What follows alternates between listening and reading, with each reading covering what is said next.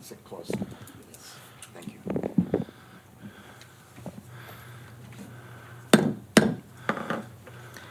The regular September 17th meeting of the Palm Springs Sustainability Commission is called to order. Dan, would you take the roll call, please? Chair Clark, Present. Vice Chair McCann, Present. Commissioner Baker, Commissioner Flanagan, Present. Commissioner Friedman, Present.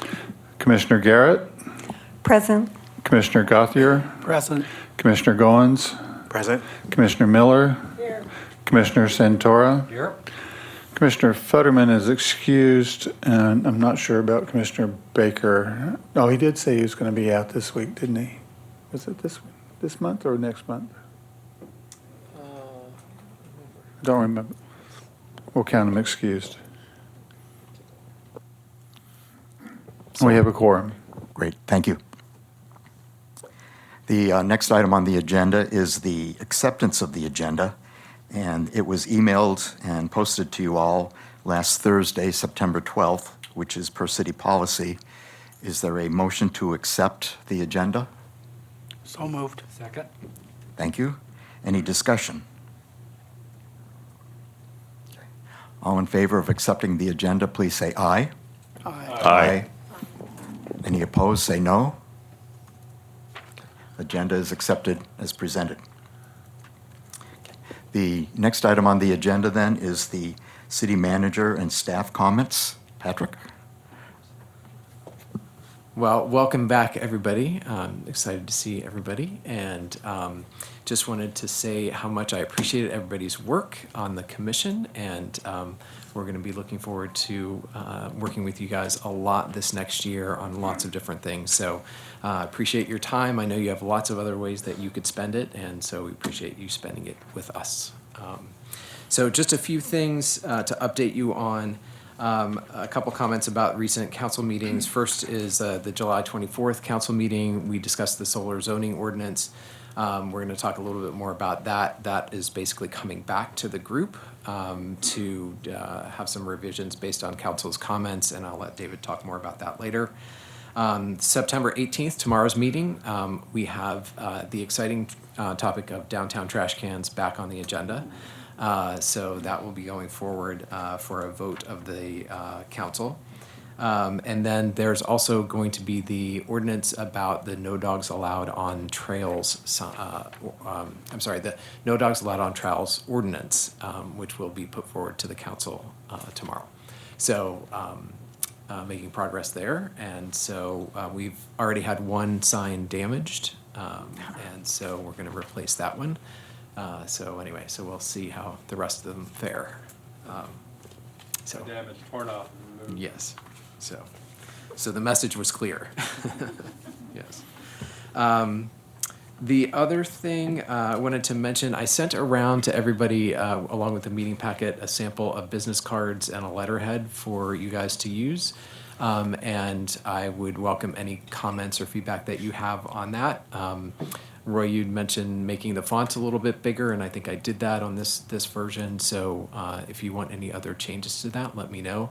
I kind of took some of the cues from our sustainability plan, where it has some of the little icons throughout the document, and so anyway, so I just used those to fill in some of the white space. And on the other side is actually the right-hand side of the memo. So it's just the, it's on the back of the cards. It's just this little graphic. It's up there. So anyway, so let me know if you have any comments on that. I'm happy to make some changes to it if you'd like, but I thought that would be a useful tool for us as we go forward. Yep. Shall we talk to you at a later date?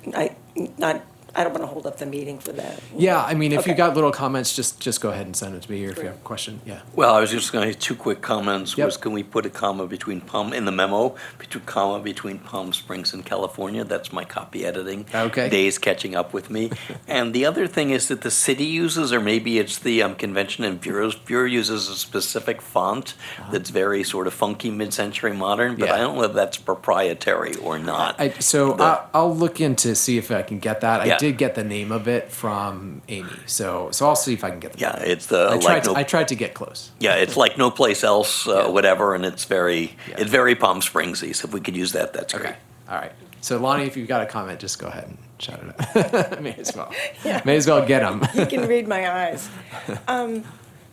Well, I like blue and I like green, but I think the shade is too dark for Palm Springs. Too dark? Okay. On the previous, the cover where the name goes, not so much on this.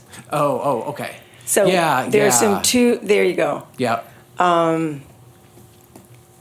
And then also, I could not find, it says Sustainability Commission, but where does it say this person is, it says advisory board member.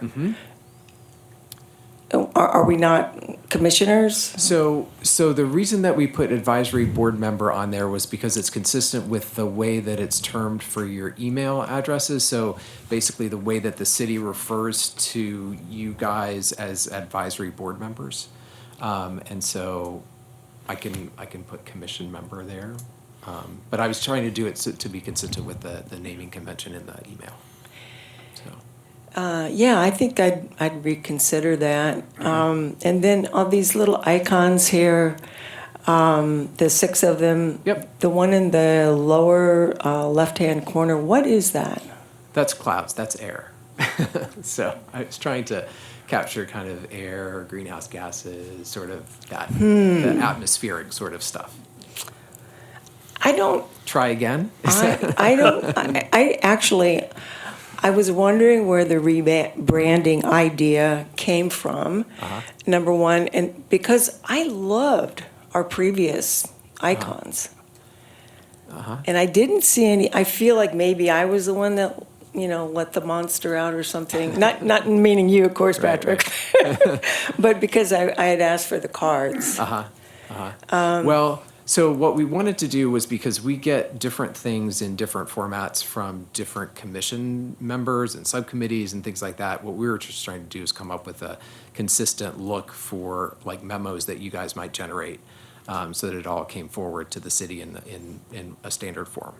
And so one of the things that we were dealing with the logo that we use is that we wanted something a little bit different for you guys, but that was still sort of consistent with what we had. And so that's why on the top of the memo, we were going to use, basically, we're going to do our circle logo or whatever in this, it'll look like this. So it'll basically look like the same thing. So there will be some consistency still with what we do and what you guys have. So. Well, I hope it's not a done deal, that we can talk about it. No, this is the first that you guys have Okay. seen it, so, yeah. Okay, so think about it, look at it, think about it. Would you like people to make comments back to you directly Yeah, then? so go ahead and send them back to me, and I'll turn them around for next meeting, Okay. okay? Maybe in place of the cloud logo, something to do with the sun. Okay, I would second that. okay. Sounds good. All right, and then the only other thing I think I wanted to mention a couple more things. So one was just a heads up that PSDS is working on their regular annual rate increases, so you'll probably be seeing that, and you might see that before our next meeting. So it's just part of their standard package that goes forward every year. So so you'll be seeing that, and then they are working on a special rate increase as well, and I'll tell you more about that as we get closer to that. So just a heads up on that. And then the other thing was that in addition to the council meetings, we also had a couple of community meetings. So JR and Jeff had a listening session. Lonnie and David said a few words at those meetings, and a few items that came up there. One was a new topic of helium and the scarcity of helium, and so that was something that we noted. And then smoking ordinance was asked about also, and that is an item that's still with council based on what we had drafted as a draft ordinance. And then the dog signs also came up And I thought Marcus and David had a really great response to that. So something that we're doing because we need to do it. And then the second thing was there was a second meeting for the business community. And I think the only thing that came up on that front was the delay in the solar permits that people might be experiencing. So we want to, I'll work with Gil to kind of figure that out and see if we can do something about that. So, so those were the only things I wanted to mention as part of my opening comments. Okay. Yeah. Thank you. You said something about helium? Yes. The helium shortage in the city of Palm Springs? Helium is there, not necessarily in the city of Palm Springs, but worldwide. So there are only two sources of helium, and it is growing scarce, and it's a necessary component of like medical devices, like MRIs and things like that. So, so there's some movement afoot to try to limit the use of helium in unnecessary uses. So, In the city? yeah. Well, not necessarily in the city, but globally. So, yeah, Right now, it's awareness, and we Yes. may be doing something about it in the Right. future. right. All right, Okay. Dave. David? If I can also compliment with me, Manager Tallarico, Commissioner Miller at the community forum with Mayor Pro Tem Corrs and Councilmember Roberts had suggested, and I seconded, that there be a study session with council and the commission. I believe the last one was June 2016. I don't think we've had one since then. So that was when the sustainability plan was adopted. So Cindy Cairns, who's the assistant to City Council, I think will be following up with you and probably just try and circulate some dates that could be available for that. So I want to thank Commissioner Miller because it was her idea and I simply provided a second. Right. And actually, there was the email from Councilmember Corrs to you and to Commissioner Miller and me following up on that. And what he had suggested sounded like it was a meeting with the commission to discuss communication and processes. So I did write back to him to ask him to clarify if it was that in scope or if it was a full commission, full council study session, or if it would be a full commission study session with Councilmember Corrs like we had in May of 2018. So he hasn't replied back to answer the question about the scope, but definitely we want to follow up on that and then get people's preferred times. My expectation is if we did that, it would be in the evening, like at 5 or 6 o'clock, but we'll have to work on that. Okay. Great. Thank you, Patrick. The next item on the agenda is public comments. This time is for members of the public to address the Sustainability Commission on commission values, to sustain, there's a typo here, to address the Sustainability Commission on agenda items and items of general interest within the subject matter jurisdiction of the commission. Not a typo, I read it wrong. The commission values your comments, but pursuant to the Brown Act, cannot take action on items not listed on the posted agenda. 3 minutes are assigned for each speaker. Are there any public comments tonight? Yes, sir.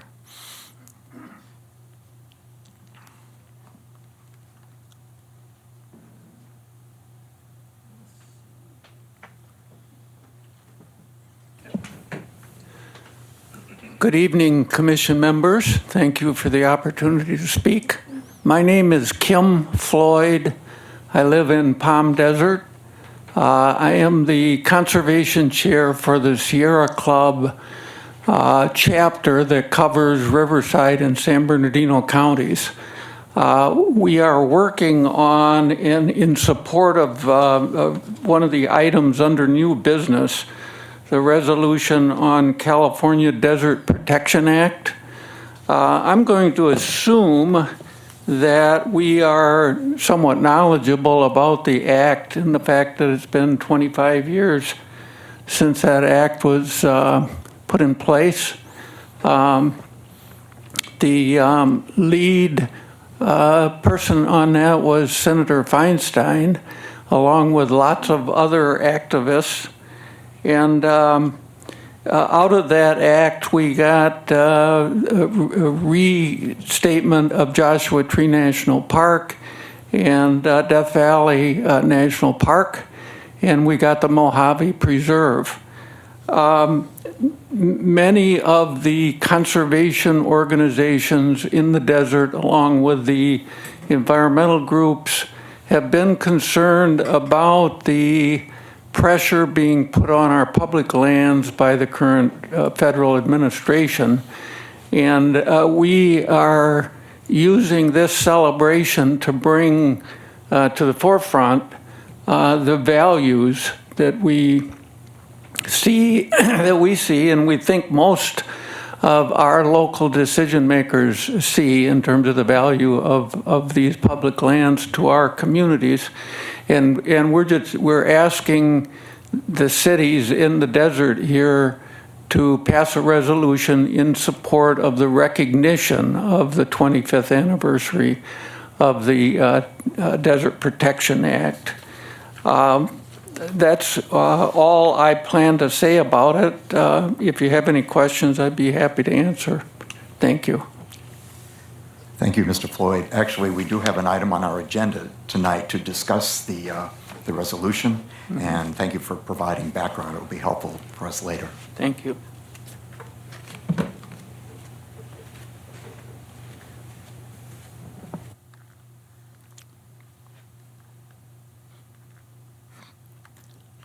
There we go. Paul, do you have something? Yes.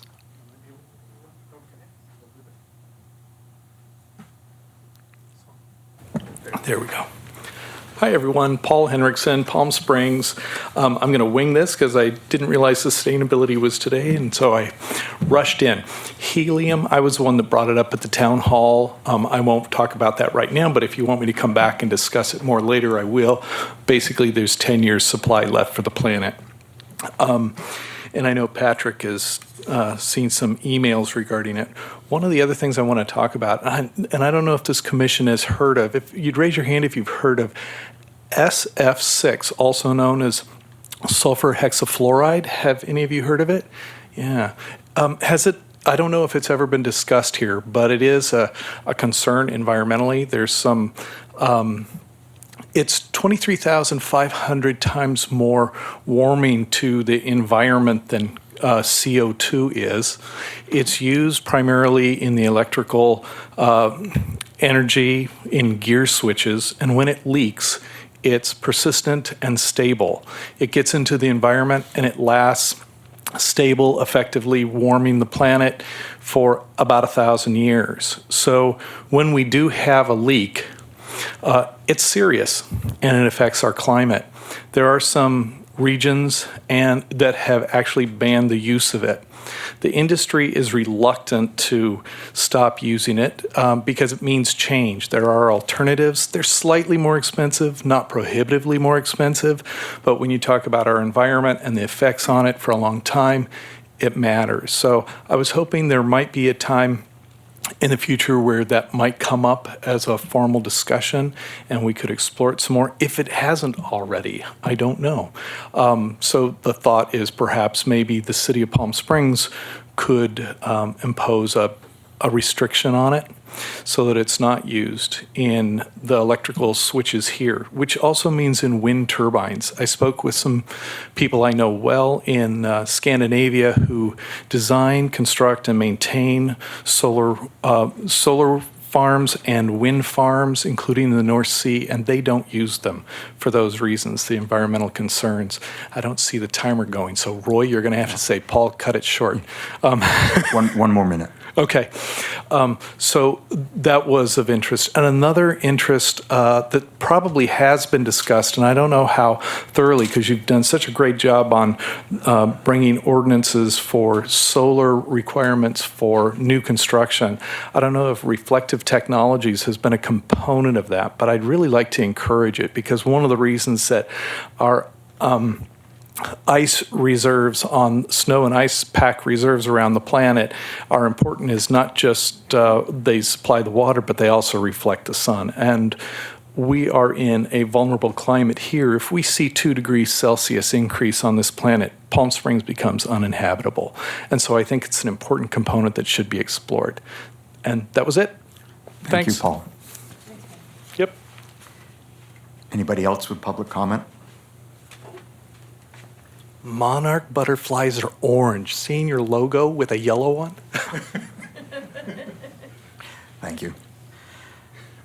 Okay, so we're done with public comments.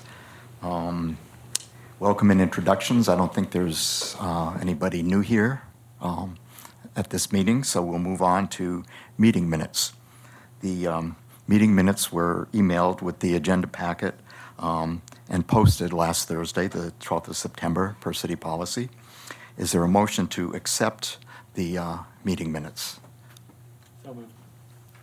And a second? Second. Thank you. Any discussion on the minutes? Okay. So all in favor of accepting the meeting minutes from July 16th, please say aye. Aye. Opposed, say no. Abstain. One abstention, two abstentions. Okay. Thank you. Meeting minutes have been accepted. Now, the recycling report from Gary. Good evening. Hope everybody had a good summer.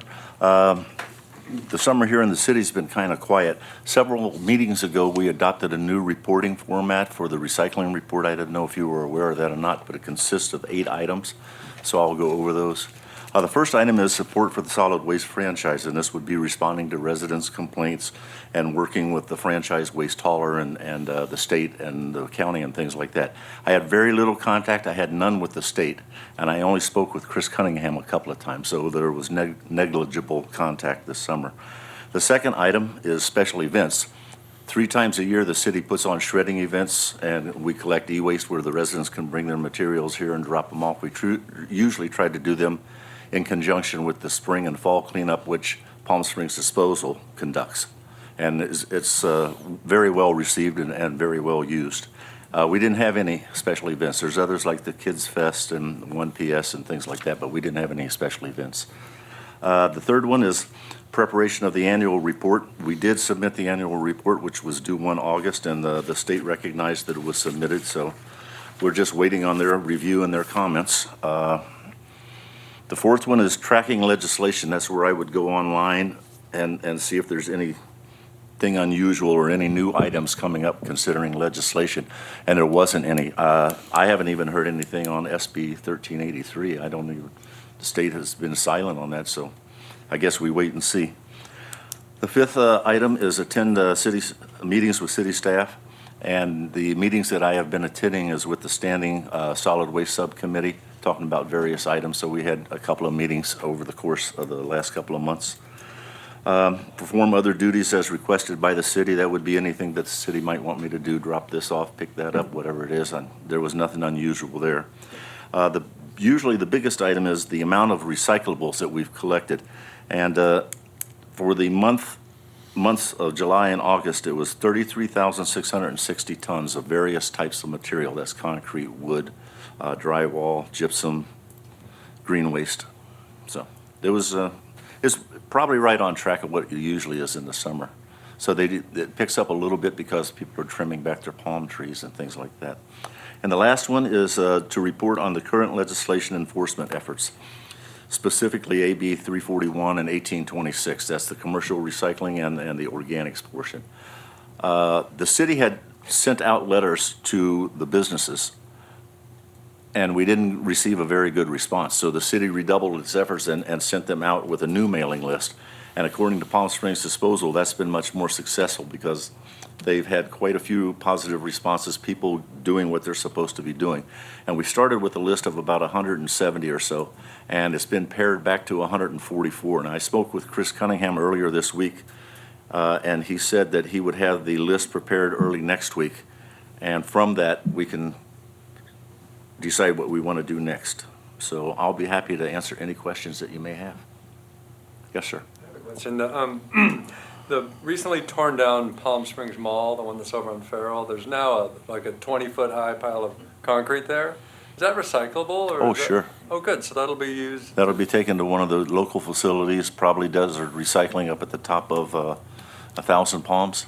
And they make it into new concrete? Is that what they do? No, they break it down. It's used for a road bed and other. Okay, Well, great. I actually, when I talked to them a while ago, and I don't know if this has changed, is they had planned to use that on site. So they had planned to get some It equipment looks in. kind of like and it's being actually- saved. I mean, it's Yeah, a it little is. thing. Definitely and is. Since it is the sustainability Yeah. campus. So being their torn down, original plan was to use all Nice to that use stuff it. on site. So That's- it'll become, I think, as you were saying, some foundational material and things like that. And the state considers that as having been reused, so we get credit for that. Yeah, it's the same as if it had been hauled and broken down up there and reused. Thank you. Sure. You actually reported on that at your first meeting in January. right, a long time. Go ahead. Gary, do you know the date for the next e-waste and large Yes, it item is. I'm disposal? sorry. It's Saturday, October 19th, from 8 a.m. to 12. It'll be in front of City Hall. Desert Arc will be taking the e-waste. And it coincides with Palm Springs Disposal's fall cleanup. Right. That will start the Monday before, right, the 14th of October? Yes, it will. The entire week, residents can call if they have like a mattress, a washing machine, a chair, whatever. They can call Palm Springs Disposal and arrange for what's called a bulky item pickup. And they'll send a truck and a couple of guys out there and pick it up to haul it away for you, no charge. They don't need to call. Thank you. They don't need to call in that way. They just need to put it out on the street on Monday. Oh, okay, they changed. Yeah. Okay. Anything else, Gary? No, sir, that's it. Question here? One more question? Yeah, on the e-waste, I think it was the e-waste thing you were talking about. You said that you were looking for events that you could do it along with. Is that correct?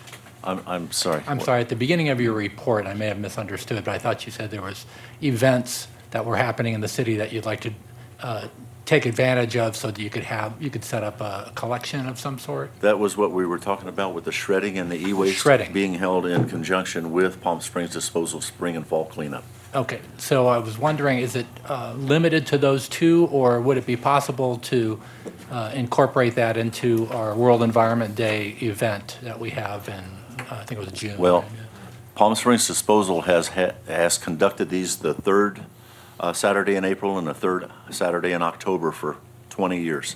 And there was something that came up last year, and I asked Chris if he would be interested in moving it, and he wasn't interested in moving their date. John? That isn't to say that we can't contact Desert Arc. They're always looking to do events. So maybe we could have an e-waste collection yeah, I'm pretty sure they'd be up for that. So I had a couple of comments on the new reporting format for the way the amount of materials being collected is reported out. So my understanding is that's been expanded to include haulers that we don't have a contract with. So that does expand the scope. But my thought is that where we are right now is we're only talking about sources. We're not talking about end uses. So while it's good to have that level of reporting as a start, the end uses piece is probably the more important part. So, I don't know if the haulers can even report that out to us, but I wonder, the real value seems to be in figuring out what's happening to it afterwards from our perspective. So as an example, if our concern is reducing the amount of material that goes to landfill or that's being warehoused because we don't have sufficient facilities for recycling, we want to understand what's being done, where is it going, and do we like it or don't we? So I just wanted to make that comment. Okay, thank you. There's one other thing that I failed to mention. The city does have gardeners, basically landscapers. And we found out that the materials were being taken to two facilities down in Thermal area. One facility is at the Empire Polo Grounds and is run by a gentleman by the name of John Bierman. And I've known Mr. Bierman for many years. He used to run the Cal Biomass, the 80-acre green waste facility in Thermal, but they closed that down. The other one is run by a gentleman who's just getting started, and he's not licensed yet, but he's in the process of working through the license, and he's working with the BIA and the local tribes down there. So that is two additional sources of material that we can report on as soon as the second one becomes licensed. So those are two additional facilities that people can take things to that we could track. Is that what you're saying? Sure, yeah. Okay. I mean, if it came from the city of Palm Springs, and it's only green waste, by the Right. way, both those facilities. But, yeah, if you, for some reason, did that, yeah, we would get credit for it. Anything else for Gary? No, sir. Okay, thank you. Okay.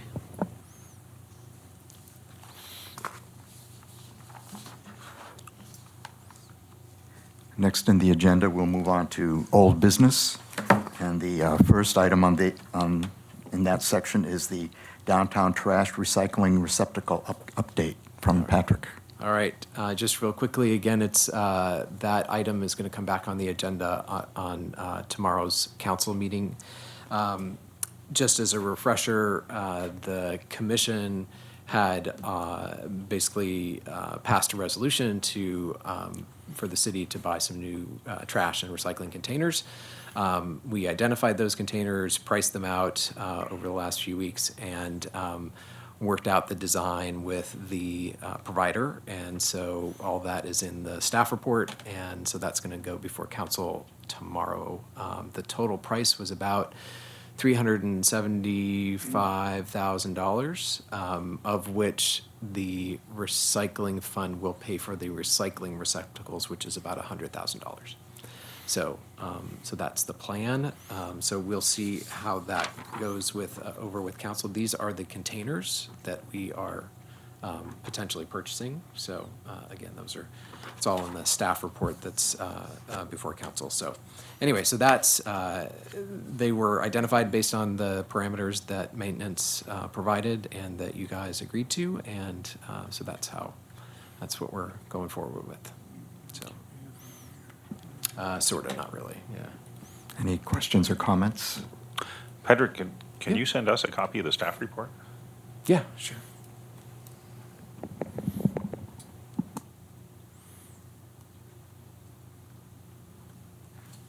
Okay. Then moving on to the next item under old business, that's the solar zoning ordinance. And as Patrick said earlier, during the July 24th City Council meeting, there was a discussion of the ordinance, and the council requested a revision to the ordinance at that time. We had discussed it and approved it in March, I think, March 19th. So we have in the agenda a motion to accept the recommendations in the draft ordinance.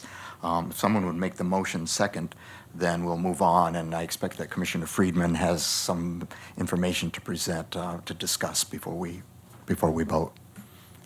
Okay, thank you very much, Chair Clark. So as mentioned, council did consider it, provided direction, and the key point of the direction was make it easier to put solar on the roof. Do you want a second first? Yeah, a second, please. Okay.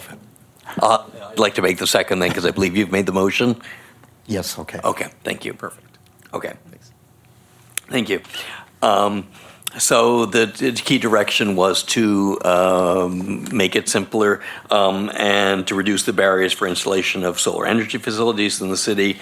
The revised ordinance was developed with discussion with Manager Tallarico and Planning Services staff, and reflects my input, but clearly reflects the direction that council provided at the meeting, and the key changes are highlighted in the memo. The Solar and Green Building Committee did not meet earlier this month, so we haven't had a chance to look at it and weigh on this new version. Have any comments from that? Assuming the commission does approve this revised version, it will go before the Planning Commission next Wednesday, and then the City Council, currently scheduled on October 23rd, and that's when council is scheduled to adopt the ordinance that will implement the state building code, and that's the ordinance, not this one, but that one, that will then require solar as per the state law, state regulations, on all new residential construction as of January 1st. So with a motion and the second, I'm available for any questions that you may have. Commissioner Goins? I did have a little bit of discussion on this. Since it didn't go through our full committee and there was no discussion, did we actually need, you probably don't technically need a quorum, but it would be nice to discuss this. I know that there's been some time sensitivity to the matter, but I feel like it should get the full hearing of the committee before we actually decide. And so that's why this is the opportunity to do that, is it not? So I'm available for any questions. There was a committee meeting that was scheduled, but it didn't happen. So if we're to maintain the schedule, unfortunately, that means the commission has to consider it this evening. Are there any other questions? Commissioner Santoro? Does this only apply to new construction, or does it impact current construction? That's a really good question, and the answer is this also applies. This applies to both new construction, but also, and probably more importantly, it makes it easier for all retrofits. So if you decide that your electricity bill is too high and you want to put solar, this will also reduce the current requirements in the zoning code for that. So that's why, having seen the statistics, there's far more solar going up in Palm Springs for people doing retrofits. It's generally 500 to 600 per year. There isn't anywhere near that amount of new construction going out. Obviously, Miralon is progressing, and Vibe and a few other things, but most of solar that's going up in Palm Springs is, and I expect will continue to be, retrofits. So this facilitates also current zoning requirements and eases them as well. Just a follow-up to that. So with the number of homeowners associations around, it won't necessarily impact their current requirements. It just allows them more latitude. Is that correct? It doesn't necessarily override CCRs, although I believe the state code does. The zoning ordinance doesn't do that. I believe there's probably some provisions in state law that sort of limits what HOAs can do. I have not heard that that's been an issue, at least in Palm Springs. But essentially, this covers stuff probably more for single-family houses because it talks about setbacks and roof lines and things like that. So that's really the key point on that. Although, of course, a number of single-family houses are in HOAs, so it doesn't necessarily override it, but it certainly eases the city requirements there.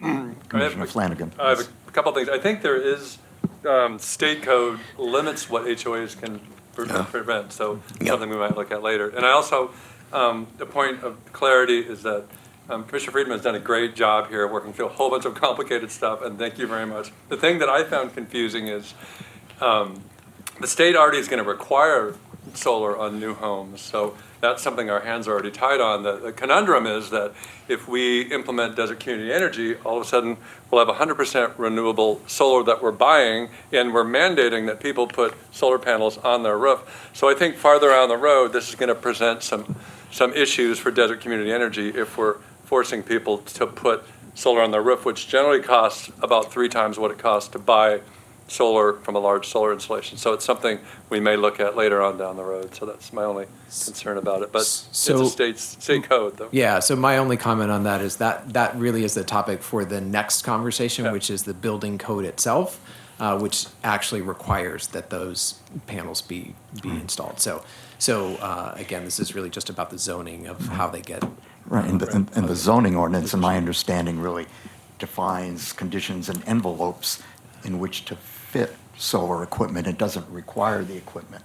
It just then makes it easier to install the equipment per mandate in other ordinances. The requirement, as Manager Tallarico said, that is a requirement under the Energy Code, 2019 Energy Code, going into effect January 1, 2020, and Council will consider and adopt the ordinance that implements the entire building standards code. So yes, our hands are tied, but that is only for new construction. What this is probably more effective on is you as a homeowner or HOA, you decide that you want to put solar, you've done all the analysis, you've run your cost benefit, and you say, I want solar. This will make it easier for you to do that. It does apply for new construction, but it mostly reduces the barriers for existing construction, and that was the key direction from Council, because there are a number of aesthetic requirements about how far it can go above your roof. It was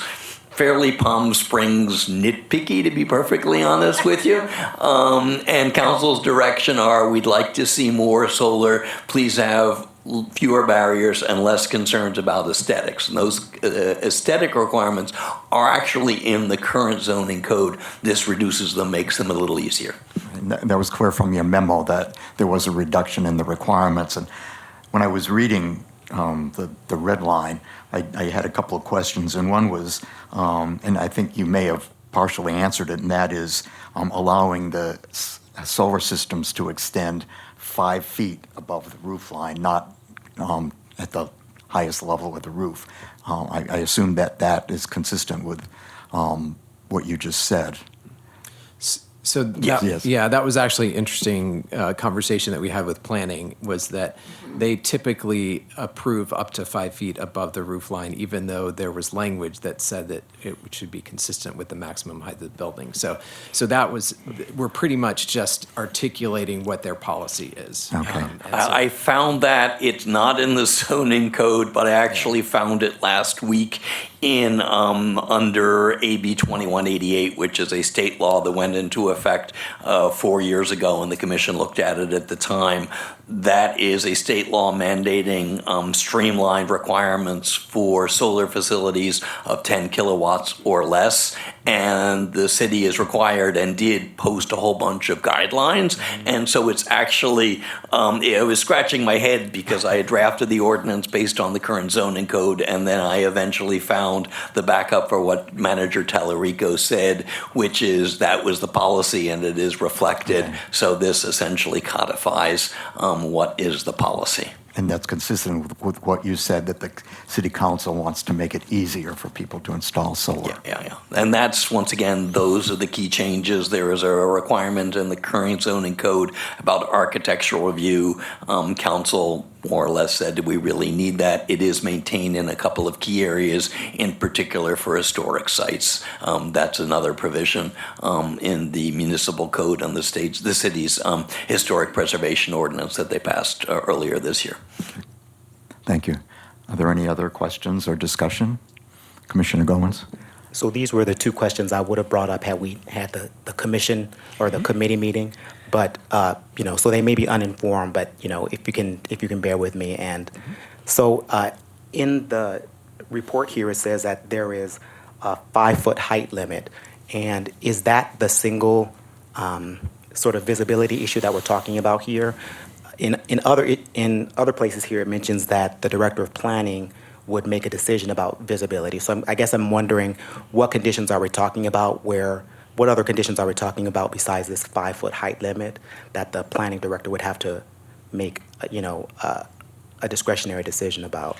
Can you give me an example? If it doesn't, and this is pretty much what's currently there, if it doesn't conform to the roof line, because that was basically the aesthetic that it more or less parallels the roof line. So that's one area that the director would have to give for single family homes if it didn't, and that's the current provision as well on not conforming to the roof line. The other area where the planning director has discretion, and that's currently the case, that's actually is on ground-mounted solar for single-family homes. There are some of them, they tend to be in the hillside developments, and that's where sort of the architectural review requirement did apply, because there are some ground-mounted ones, and depending on where they were placed, they potentially could have shaded somebody, just below that on the hillside. So those are the areas where, at least in single-family homes, the planning director under this ordinance would still have some discretion. But there is an as-of right to go 5 feet above the roof line, which, based on at least what I've seen for roof-mounted, tends to be more than sufficient. So, for example, on an A-frame roof, if you were near the lower section of the roof, you can't go 5 feet above that lower section. And if you're at the peak, you could go 5 feet above that peak. Is that what kind of condition? I think it's 5 feet above whatever, so and the whole thing would probably go 5 feet above that, although it depends on, that's sort of the conform to the roof line. The requirement to conform to the roof line would be sort of 5 feet above the whole thing. Although I think in this case, I'm not sure you'd end up, putting something that's 10 to 15 feet above the lower section, because at least from what I've seen on solar, from the folks who are putting the most on, they do tend to conform to the roof line. My second question was about the effectiveness, and that would essentially be adding more work to you if ever there were a need for discretionary approvals related to effectiveness. So I had a similar question about what conditions would exist where there would be a need for a discretionary approval about effectiveness. That's pretty much, and this was a change that we made about visibility. There was in the previous version, it was even more complicated than this because it was 10%, cost and things like that, and it required probably more work for Patrick because it would have been required a specific sort of cost-benefit analysis. With that numeric figure, that you really would have had to run some numbers. I think this gives some degree of discretion. If this comes up, I think planning and sustainability would perhaps need to write some guidelines at the level of the ordinance. I don't think that's necessary.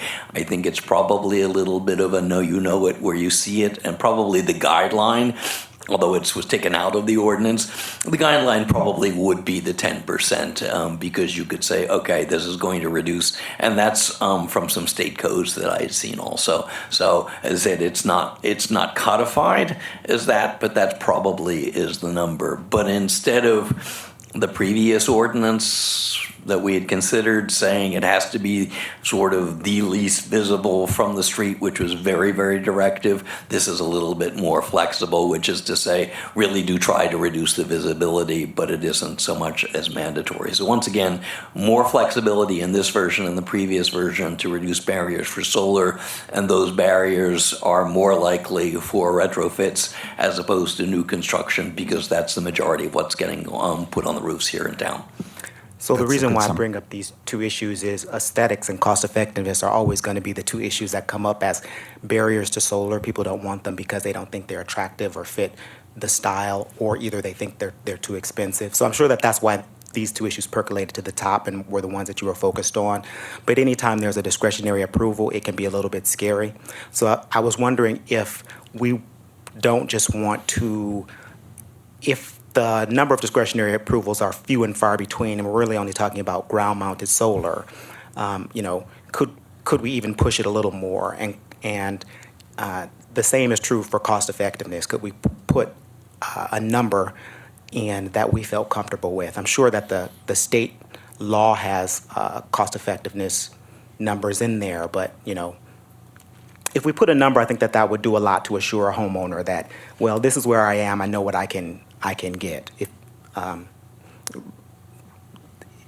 that's my concern, is the less we can do that's discretionary, the more we'll be doing to increase solar adoption. I mean, that's the language in the previous ordinance. I can very quickly, there's unfortunately exceedingly little time to make much changes. I can basically redo, if that's the request of the commission, I will redo the ordinance when I get home tonight and send it to Patrick, because it has to go to planning really tomorrow morning. They need to get their staff report out there. We are under, unfortunately, a very strict time frame. I don't have any problems with going back with the previous version. I thought the direction from council was once again to be as pro-solar as we could. I mean, that language is there. It will require a lot more work this evening, and probably coming back here first thing in the morning to work with Patrick and staff to do that. If that's the request of commission, I will do that work, but we don't have much time left. So one thing we could do is we could forward a request to think about the discretionary portion of that ordinance to the planning folks to discuss at their planning commission meeting, because ultimately they are the ones that will decide. So we could say that we passed it basically in spirit, and then pass along that message to them to consider the removal or change of the discretionary portion. Okay. And actually, that's the way we handled the recommendation on trash cans. We passed the recommendation, but we had a list of additional Right. conditions or concerns that Right. were forwarded on Yeah. to the city council. Which we can do that. All right, well, I'm just asking for direction and what's expected of me tonight. I don't have an awful lot of availability tomorrow, so if that's the request, then I can provide the language in the previous version, and then that's what would get passed on to planning so that they can consider the language in the previous version, and they would decide that. Commissioner Miller? In all of these projects that we're doing, ordinance or not, looking down the road, we're not going to get things right all the time. And that, guess what? We get to come back and change them. And so this might be one of those circumstances. But let's just get it done now, and then we can look back and evaluate it.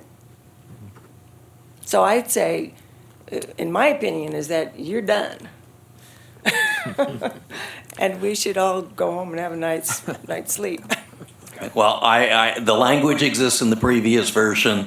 The committee meeting was scheduled. It didn't happen. I will do what the commission needs, but this has to go to the planning commission basically tomorrow. I have availability this evening to work and provide meetings, and then I can immediately come to City Hall discuss this with Managing Tallarico and planning tomorrow. I have a dentist appointment, and that'll be done by 10. So I can do whatever the commission wants me to do, but I should note that these were matters that would have been discussed in the committee meeting had we held it, which I did ask for. And we're strictly talking about the issue of the discretionary decisions, is that correct? Right, and I'm comfortable if we pass along the ordinance with those notes. But I just want, this was our opportunity to discuss, so I wanted to discuss. Commissioner Santoro? I support the motion and moving it on as is. However, I'm intrigued about Patrick's idea, and I like the idea of sending some notes along, but I am very unclear at this point what this commission's notes would look like. I think you have a particular idea in mind, and maybe you haven't reduced it to writing, but I think it would be good for all of us to be on the same page if we are going to be passing that information over. And just in terms of timing, would that have to be sent at the same time this motion is sent over, or could we do that at a later time? It has to go tomorrow. Right, their package is being put together by Thursday, so all that stuff has to be pulled together tomorrow. So then I'd ask for us to have a little clarity on the note part, but I think we should just get this report to them as is. So maybe you could explain a little further what your intention is, because Yeah, could you So if- summarize what the note should be? Yeah, basically that we should have a plus or minus on the cost effectiveness number that allows for us to be more aggressive for solar. Something to that effect. It could be 10%. I'm getting confused on which direction numbers should go on cost effectiveness, but I think it would. But you get what I'm saying. I think you understand what I'm saying. That's Sam. easy because the note Yeah. would simply say is that commission discussion would be to go back to the 10%. And that is the language in the version that the commission previously received, that it would increase the costs by 10%. And that's the determination that would be made by the sustainability manager. So that's a fairly easy fix, and I can very quickly get you that language. And I think just some clarity around where the 5 feet is measured from. Is it measured from the point of installation, or is it measured from the peak?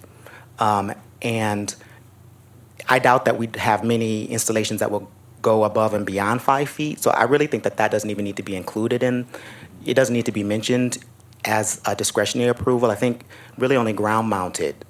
If we can just be clear that this is really going to be about ground-mounted systems, I think that would do a lot, because those would be very few and far between too. So that's the case where you'd need the discretionary approval. Well, I think there are two discretionary components. One is for the planning folks in terms of what it looks like from a zoning perspective and a visual perspective, and the other is the cost effectiveness, which is Yes. the piece that, so I'm clear on that one. And then for the and I think as David articulated, I think there is some other discretionary beyond just the ground-mounted system that might be available to planning. To act To on. answer Commissioner Goins' question, it is 5 feet above the surface on which they are installed. So essentially, that I think is sufficiently directive. It means that if you've got sort of an A-frame, you're talking about, 5 feet above the roof, wherever the roof is, and not necessarily 5 feet above the peak of the A-frame. That's certainly my understanding of what this says. And once again, it does say that if it's not conforming to the roof profile, that's where the director has discretionary approval. So I don't know whether there's a proposal to change that or not, but that's where there is discretion. And that's consistent with the current ordinance as well. I guess what I'm saying is that the situations where you'd have a solar panel that's mounted to the point where it's 5 feet above the surface where it's mounted would be so few and far between that it almost doesn't make sense to include it as a discretionary item because it just would be so far-fetched, I would think. That's what I'm thinking That's about. not the discretionary item. No, That's that's as part of of the right. You ordinance. can go up to Yeah. 5 feet above the surface. Yeah. You can go up to 5 feet. The only discretion for roof mounted is on single family is it doesn't conform to the roof profile. So if you have a roof going this way, you can't sort of put a reverse butterfly and decide that you want solar like that way or something like that. So that's, sort of far-fetched. So that- I have never seen Right. anybody who wanted to do something in that respect, but that's. So that would be the discretionary portion if, Yeah. in fact, somebody came with some design that didn't quite match the roof line. But it's So that- unlikely. So that's one, and then the ground mounted is the other one. So- ground mounted for single family, Right. which is pretty much where the current provision on architectural review does apply. And that's to avoid essentially shading your neighbor. Yeah. Well, in any of it, I think that gets us close enough to having some notes that we could send that are more clear. So No.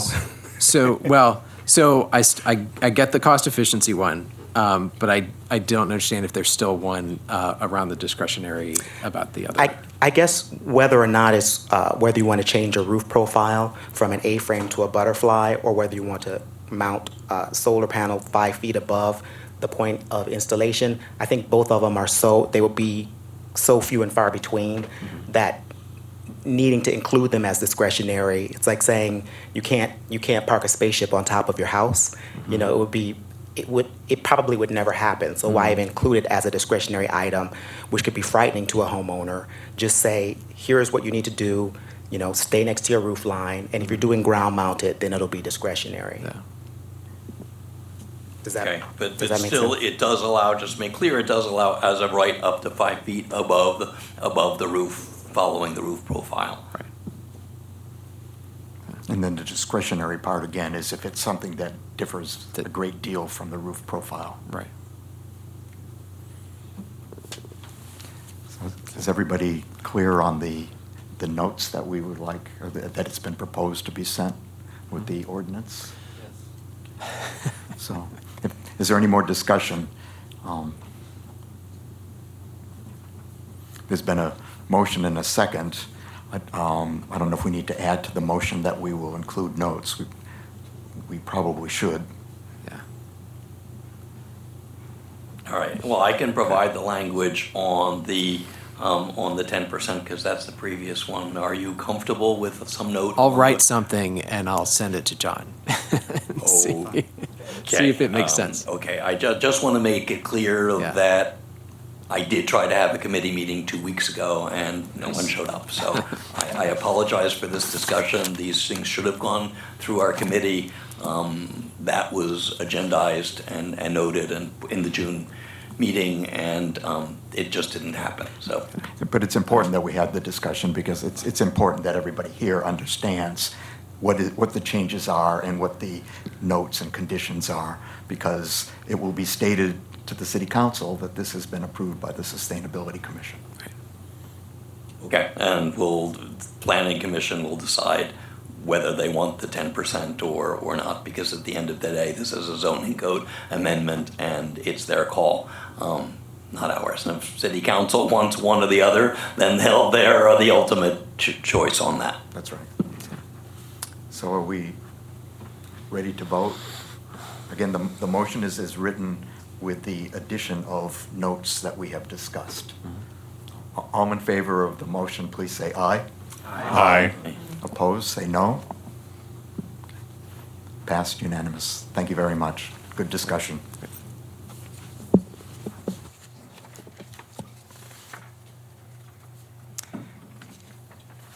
So now we move on to new business. And the first item under new business is election of the commission chairperson and vice chairperson for the next year. So this will be turned over to Manager Talarico and Dan, Mr. DeGarmo. All right. You want to do it? All right. Well, I don't exactly know what to do, but so we have two positions, correct, or just one? Two. All right. So chair and vice chair up For the next year. For the next year. So would anybody like to put their name forward or nominate somebody for either of those positions? I nominate Roy Clark as chair. Okay. I'll Any other- nominate Rob McCann as vice. Okay. Second both? All right. Any other nominations? All right. Then, do we just do a unanimous vote? All right. Any objections to those nominations? All right. Hearing none, sounds like Roy and Rob are going to be our chair and vice chair for the next year. All right. Congratulations. Thank you. Congratulations, Rob. It was a long, hard campaign, I know. We can take the signs down now. Right.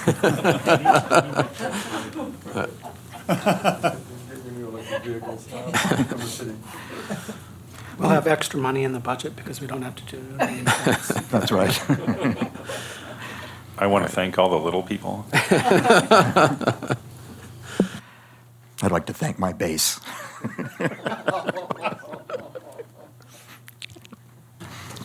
All right, moving on. The next item in the agenda for new business is a student rep from Palm Springs High School or the Desert Learning Academy. And Patrick and I have had some discussion about this as we've been preparing the agenda. We've had a representative from Palm Springs High School in the past.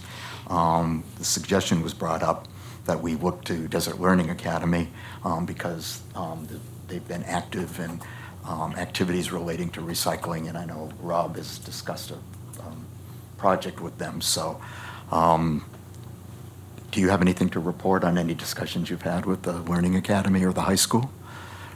Well, not on the student rep front. Okay. I think Rob has more to say maybe in our committee report on the DLA stuff. On the actual project. Yeah. We did not discuss the student rep. Yeah. Okay. So, yeah, go ahead. What is the Learning Academy? So the Desert Learning Academy is I guess they would describe themselves as an alternative learning scenario school. So they come in a couple of days a week, but most of their learning is done at home, off-site, or remotely. And so, and they have, is it K through 12? I believe so. Yeah, I think it's K through 12. It's fairly small, and it's kind of adjacent to the high school, so it almost looks like it's part of the same campus. So, Carl, it's right on Ramon. I mean, it is a brick and mortar place, Yeah. and that's why Patrick was saying the students come in 2 days a week, and otherwise they're learning at home. So, Yeah. they are not part of the high school. And there is a sign along Ramon on the building. They did the video. They did the straw video, so they're the ones that did that. Yeah. Okay, so we can talk more about the project later in the agenda, but is there still interest in having a student rep, and we can have discussions? Commissioner Miller. Is the school religious? I know at one time, historically, it was, but I don't know what its status is now. We've been there several times to meet with a teacher and with the principal over this project, and I have seen no evidence of that. Yeah, we can ask. I don't think so, though. So there's general interest in having a student rep. Would you like to go and talk to the people at the Learning Academy about that? Why doesn't the city put together a letter and we can send it to both Palm Springs High Okay. School and to Desert Learning Academy and see what the interest is on their part? That I sounds like- imagine they might have some clubs or something. That sounds like a good approach. This issue came up, there was sort of an idea to have students on as many commissions as possible, not just their own. I know, like, the school district has one, so I don't know if it's more efficient to just see if other commissions would also be interested at the same time, since it's beginning of the school year. Mm-hmm. That's a great idea. Although some don't meet at times, like 2 o'clock on a Wednesday, it's not going to be very conducive for students to attend. So why don't I coordinate with the other staff leads for the other commissions and see what See what they're thoughts are. doing. And Mhm. I just would like to add a thought or concern, since I'm not aware of this school or what they're about, or if they're private or public, or what their status is. I'm also not aware that there might be other institutions with high school age kids in them either. If we're going to open it up to any kind of learning facility, whether it's public or private or religious or not, I think that bears a little discussion, because it's fraught with all kinds of other issues that we probably don't want to get into, but just not being aware of it is making me a little uncomfortable. So why don't I do this? Why don't I check with the other commission leads or staff leads, and then I will also do a little investigating in terms of what institutions are. I assume we want to stick with high school age students, so I'll look into what other institutions are in the area that might make sense. So, okay. I think that's a good suggestion, and the reason the Learning Academy came up is because they've been involved with us before. Yeah. But it is important to look at other institutions. Okay. The next item is fountain grass eradication. At the last meeting in July, you recall that Jennifer Prado came and spoke.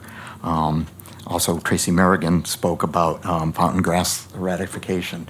And as we've been talking about the agenda, we felt that a very strong case was made for eradicating the fountain grass. It's just a matter of how. And you recall that the main way of doing it is to dig up the fountain grass and then bag the seeds for some period of time. So it's a rather labor-intensive and complicated process. So one thought that we had was that we might start with the city and see if the city could do it on certain lands. And the thought was to talk to Stacy Schaefer, who's head of maintenance and facilities, and to see if something could be worked in with the contracted landscapers that we have in the city. So we just thought we'd bring it up for discussion tonight, and if that seemed like a good idea, we could proceed, or if somebody had another idea as to how to approach, we could consider that as well.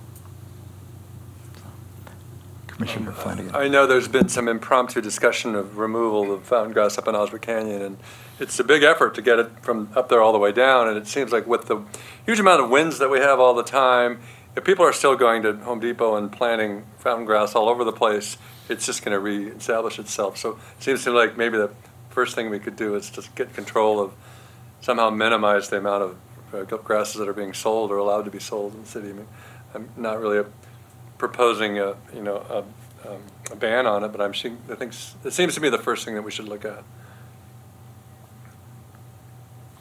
Good point. Any other comments or discussion?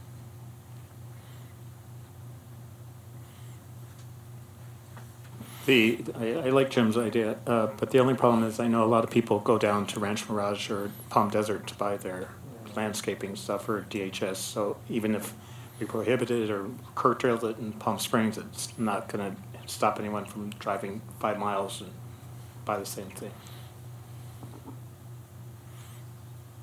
Yeah, something like that. Maybe education awareness is going to be better than I think it's hard to enforce something like that, but making people aware of what the problems might help. Commissioner Miller? We do have an upcoming program that we're going to launch, hopefully in the not-too-distant future, and that's having to do with updating our recycling. And that's the kind of public information that could be always tagged on to that sort of subject. There are a lot of features of our recycling campaign that involve more than recycling of items, but actually making a citywide policy decision about whether we want to have certain items in our city or should they be banned.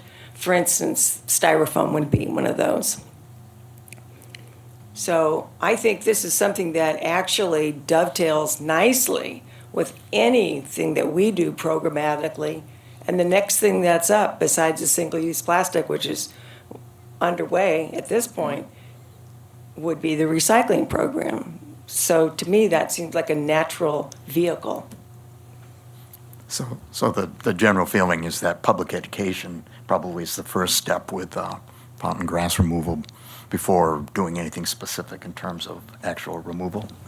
And then I have one more question. I was riding my bike today by I think it's the Wellness Park. I'm pretty sure there's fountain grass planted there. The city, it's a beautiful park, but maybe we should consider looking at our own house first before we do anything like that. So maybe when we talk to our landscaping staff, we could ask if that's currently part of our landscape. And I hate to say anything bad against that park because it was a spectacular looking park, but I think I saw it there.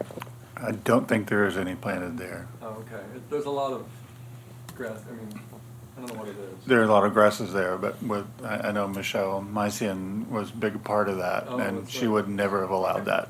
Okay. I could be wrong. So any more discussion on this item? Okay. I did have Yes, one sir. question. Is there going to be like an outreach campaign around Your Sustainability City app that we had discussed at a previous meeting? So we were thinking about that as part of our recycling efforts and trying to figure out how to integrate that into our city app. And so we haven't really had much more discussion about that. But we are going to be looking at our next subcommittee meeting at the website, kind of redoing the website and getting people's feedback on that. So, but no, we haven't had much more discussion around that. So, Because it just seems like there's multiple things that we're working on that Yeah. could really benefit from an educational outreach yep, plan. yep, I agree. Okay. Moving on then to the next item under new business, the community garden naming plan. We've been discussing that as well as we prepared for this meeting. And a suggestion has been made that we have a ceremony on early in December, I think the week of December 9th, a Monday morning. And you may recall that back last spring, we did vote to buy some trees for Arbor Day. The planting will be delayed, but the planting will be in the community garden, at the same time as the community garden naming ceremony, renaming after Michelle. Those are the thoughts so far. Does anybody have any comment or discussion about that?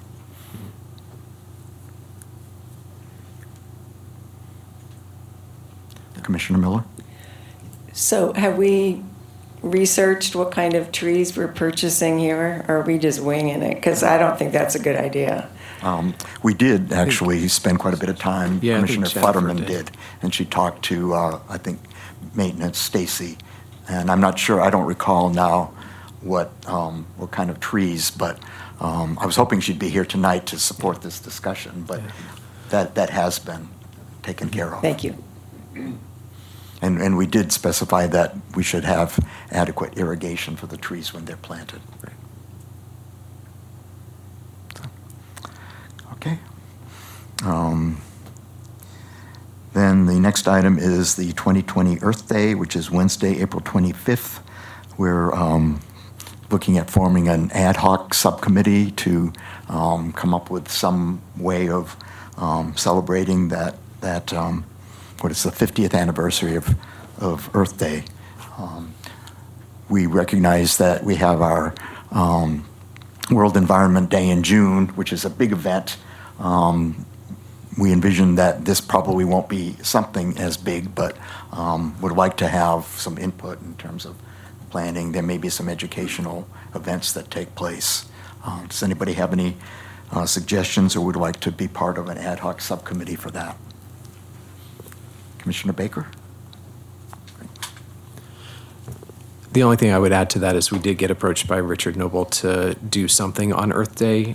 So I don't know if we will be engaged with that broader community or not, but so we'll see how that shakes out.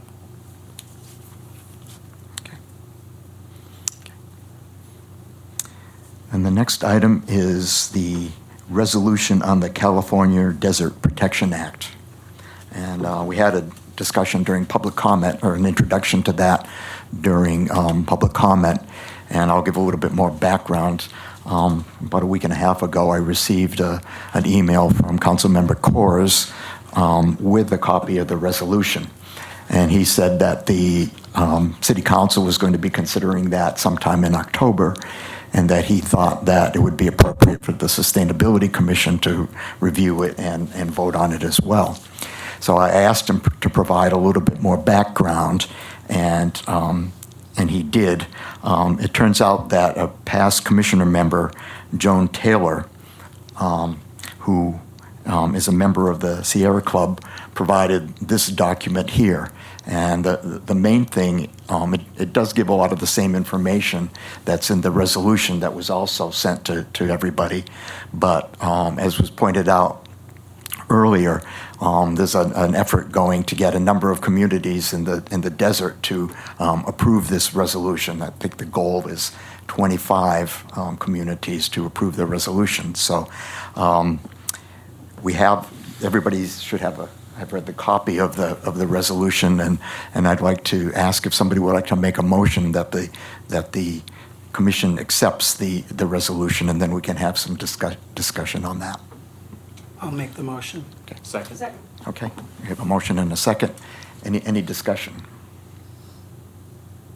I'm a little bit confused. So the resolution that was sent to us is the same as what was written by No, this? it's a separate document, but a lot of the information in this document is the same as in the resolution. Can you put the resolution is there. It's a lot of whereases, but when you get to the end, it says, "Be it resolved." And the whereases are really a lot of the same information. Oh, so then that's it refers to the second document. It doesn't refer to it, but maybe I wasn't clear, but the resolution basically is the last paragraph. Now, therefore, be it resolved. The whereases are a lot of background justifying it, but the other document that was sent to us by Joan Taylor gives a lot of the same background and does make the point that there's an objective of getting 25 cities, at least 25 cities within the desert to So this is like supporting material? It's supporting material. Okay, and now I get it now. And that's Thank you. that's what I asked for from Councilmember Coors. I didn't want to just put a resolution in front of everybody. I wanted to try to get as much background as possible. Roy, have you had any discussion? It looks to me like the meat of this resolution is in the first sentence there. Honors and recommits. Yes. So it's lovely to honor this, and I'm certainly not going to vote against this resolution. The recommits is an interesting word choice because it suggests that that there's been a falling off, either that there's been a falling off of the original excitement or commitment to this resolution, or I mean, is the goal of this basically to provide a basis perhaps for future fights, maybe involving the federal government, for example, if they try to do something with these? Has there been any discussion about that you know of? Not that I'm aware of. And I agree with you. It seems like it's really the first part of the first sentence that really is the resolution. And the recommitment part, I really can't comment Can't on. speak to it. The legal language that is quite typical, recommitting is not saying anything new, it's just sort of a term of art that's used Okay. quite frequently. Thank you. I was just going to say the same thing. It's just like, getting married a second time, with the same person. Your vows. I like that word myself. And actually, speaking for myself, I was never aware of this until right now, and that may be the case for a lot of people in Palm Springs. So now we can make some awareness of this, and the council is planning to discuss it and vote on the resolution. Commissioner Miller. So this originally was this whole collaboration, if you see the third paragraph on the original document here. It's a collaboration of a lot of wonderful organizations. Most of them still exist, if not all of them, probably all of them. And they've worked for years tirelessly for all of the desert communities, the Mojave, the Sonora. I mean, it's just, and just this year, we won Cadiz, which was a horrific kind of private enterprise that wanted to suck the water out of the Mojave Desert. That was just this last year. And it went through our state legislature. It's brilliant. It took 2 years for it to go through. And then we've had other victories, and within a relatively short period of time as well. Eagle Crest is still hovering, but they look like they're getting deader all the time. So, I mean, this is a very active effort. It's not like it happened 25 years ago and it's still going on. We still have to fight for it. I think that it sounds like the Sierra Club really put their efforts forward to make this happen. But I wouldn't be surprised if NPCA was involved, that there are some of these the National Park Service is probably involved. And maybe if we had a little bit more information, it would be nice. I would still vote for it tonight. And then make something out of it. Well, that's good background. Thank you. Any other discussion? So we've had a motion and a second. I guess we're ready to take a vote. We've lost one member temporarily. All in favor, say aye. Aye. Opposed, say no. Okay. Unanimous. Thank you. We'll confirm with the one who's missing. Yes, we'll confirm when Commissioner Baker returns. I think he was leaning that way. Yeah. Okay. Now we move on to subcommittee and commissioner reports. The first one is Standing Subcommittee on Solar and Green Building. Okay, a few things. As I mentioned, we didn't meet last month, but we have a lot on our agenda for next month. So for what we'll be looking at when we actually do meet is a home energy audit program. I did a lot of research on that this summer, and I have discussions for our two committee members. We're looking at EV charging standards, and I know Manager Tallarico's been looking into that. We'll at least have a discussion of potential solar policy for commercial buildings after the state residential solar requirement is effective. And then I was asked by Dick Burkett, who's the chair of the Historic Site Preservation Board, if we could discuss the relationship between the commission and the HSPB. So those are among the things on our agenda for next month, and we'll report back to you when we've got some proposals and keep you posted on our progress. And the other thing is that we now do have a date for the Energy Code training session. That is on Wednesday, November 6th from 8 to 11:30 at UCR Palm Desert, and the presentation will be made by Energy Code ACE, which is a training program sponsored by SoCalGas, SE, and the other two investor-owned utilities in the state. And we'll keep you posted. We've got a flyer going out in the next few days, and hopefully you can all join us for that. Thank you. Did you say the scheduled date for the next subcommittee meeting would be move to October 2nd? I would prefer if we could do it on the 2nd, if that's okay with you, Commissioner Goins, because the first, which would be, normally we meet on the first Tuesdays, but that is the second day of Rosh Hashanah, and I'm not available that day. So the proposal, and we can take that offline, would be to meet on Wednesday, October 2nd at 10 a.m. Good, thanks. Commissioner Baker, in your absence, we took a vote on the resolution, and we'll give you an opportunity to vote if you would like. Okay, great, thank you. Okay, then the next subcommittee is the Standing Subcommittee on Waste Reduction. All right, so briefly, the committee kept meeting over the summer. We met a lot, did a lot of things over the summer. Attended a great conference on resource recycling and recovery, and tried to advance some of our conversations around signage and messaging and all that stuff. So a couple of things that we just wanted to highlight for you. So one of the things that we just did yesterday that I was just going to give you an update on was that we had a stakeholder meeting on the plastic, single-use plastic foodware ordinance.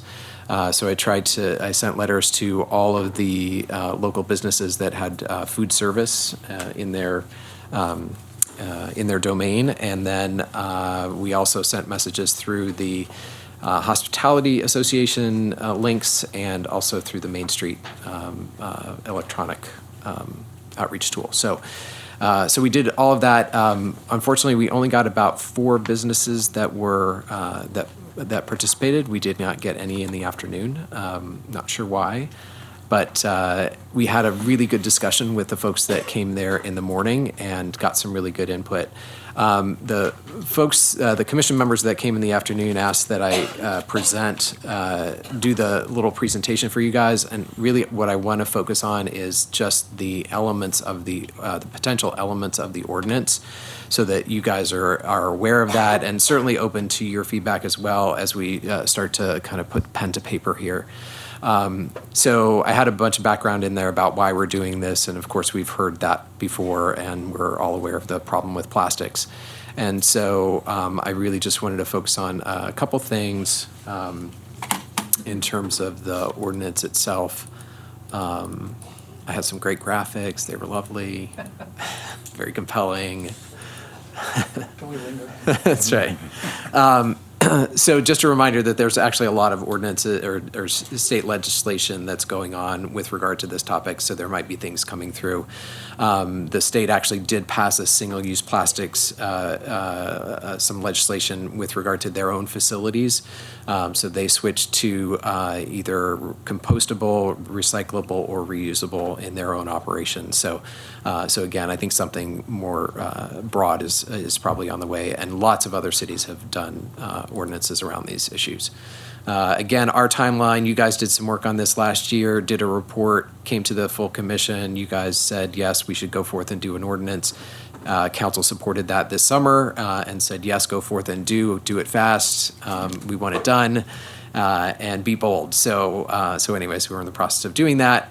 And one of the things I just wanted to make sure that we did was include the business community in that. As we have been talking about this and we've been learning more about what's going on out there, really I see this as a broader initiative. And so what we really want to do is focus on eliminating single-use plastics where possible and promote a reduce, choose, and reuse culture throughout the city. So it's not just about what businesses are doing and what's out there, but also how people are deciding and how people are thinking about these things. So we really want to think about this broadly. So our general approach to the foodware ordinance itself, again, the first thing we want to do is encourage or require reusable products when possible. That's really the only way to sort of get rid of this problem. Substituting remaining plastics with readily compostable products, and I'll talk more about that. Reducing disposables through on request only, and then having limited exceptions in certain cases where there's hardship or there's certain needs. And then where there aren't any alternatives, then choosing not to enforce things where we know that there are no options. So we know that lids are one of those issues right now. So again, focusing on reuse, the only winning move is not to play. Extra credit if you know what movie that's from. Oh my God, I'm so disappointed. Right. So that was War Games with Matthew Broderick.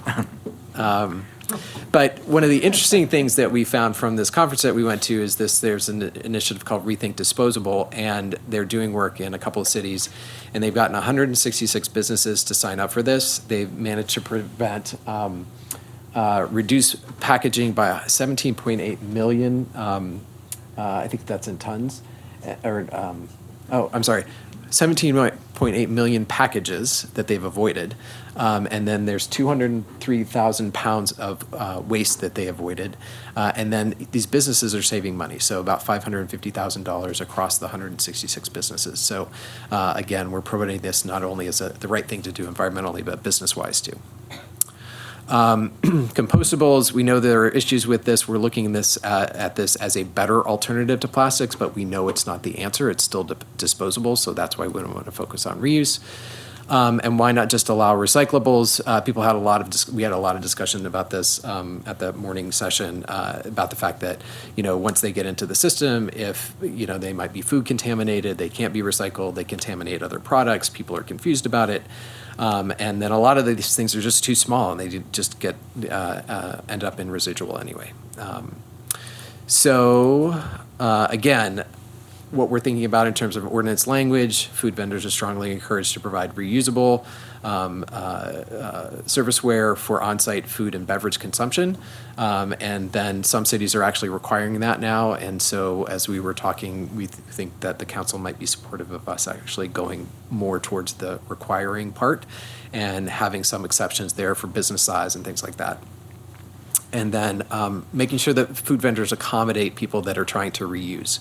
So this is another thing I want to make sure that's articulated in there. And there was a question that was raised about health requirements, and there actually isn't a health department prohibition of doing this. So I did find that out yesterday. So,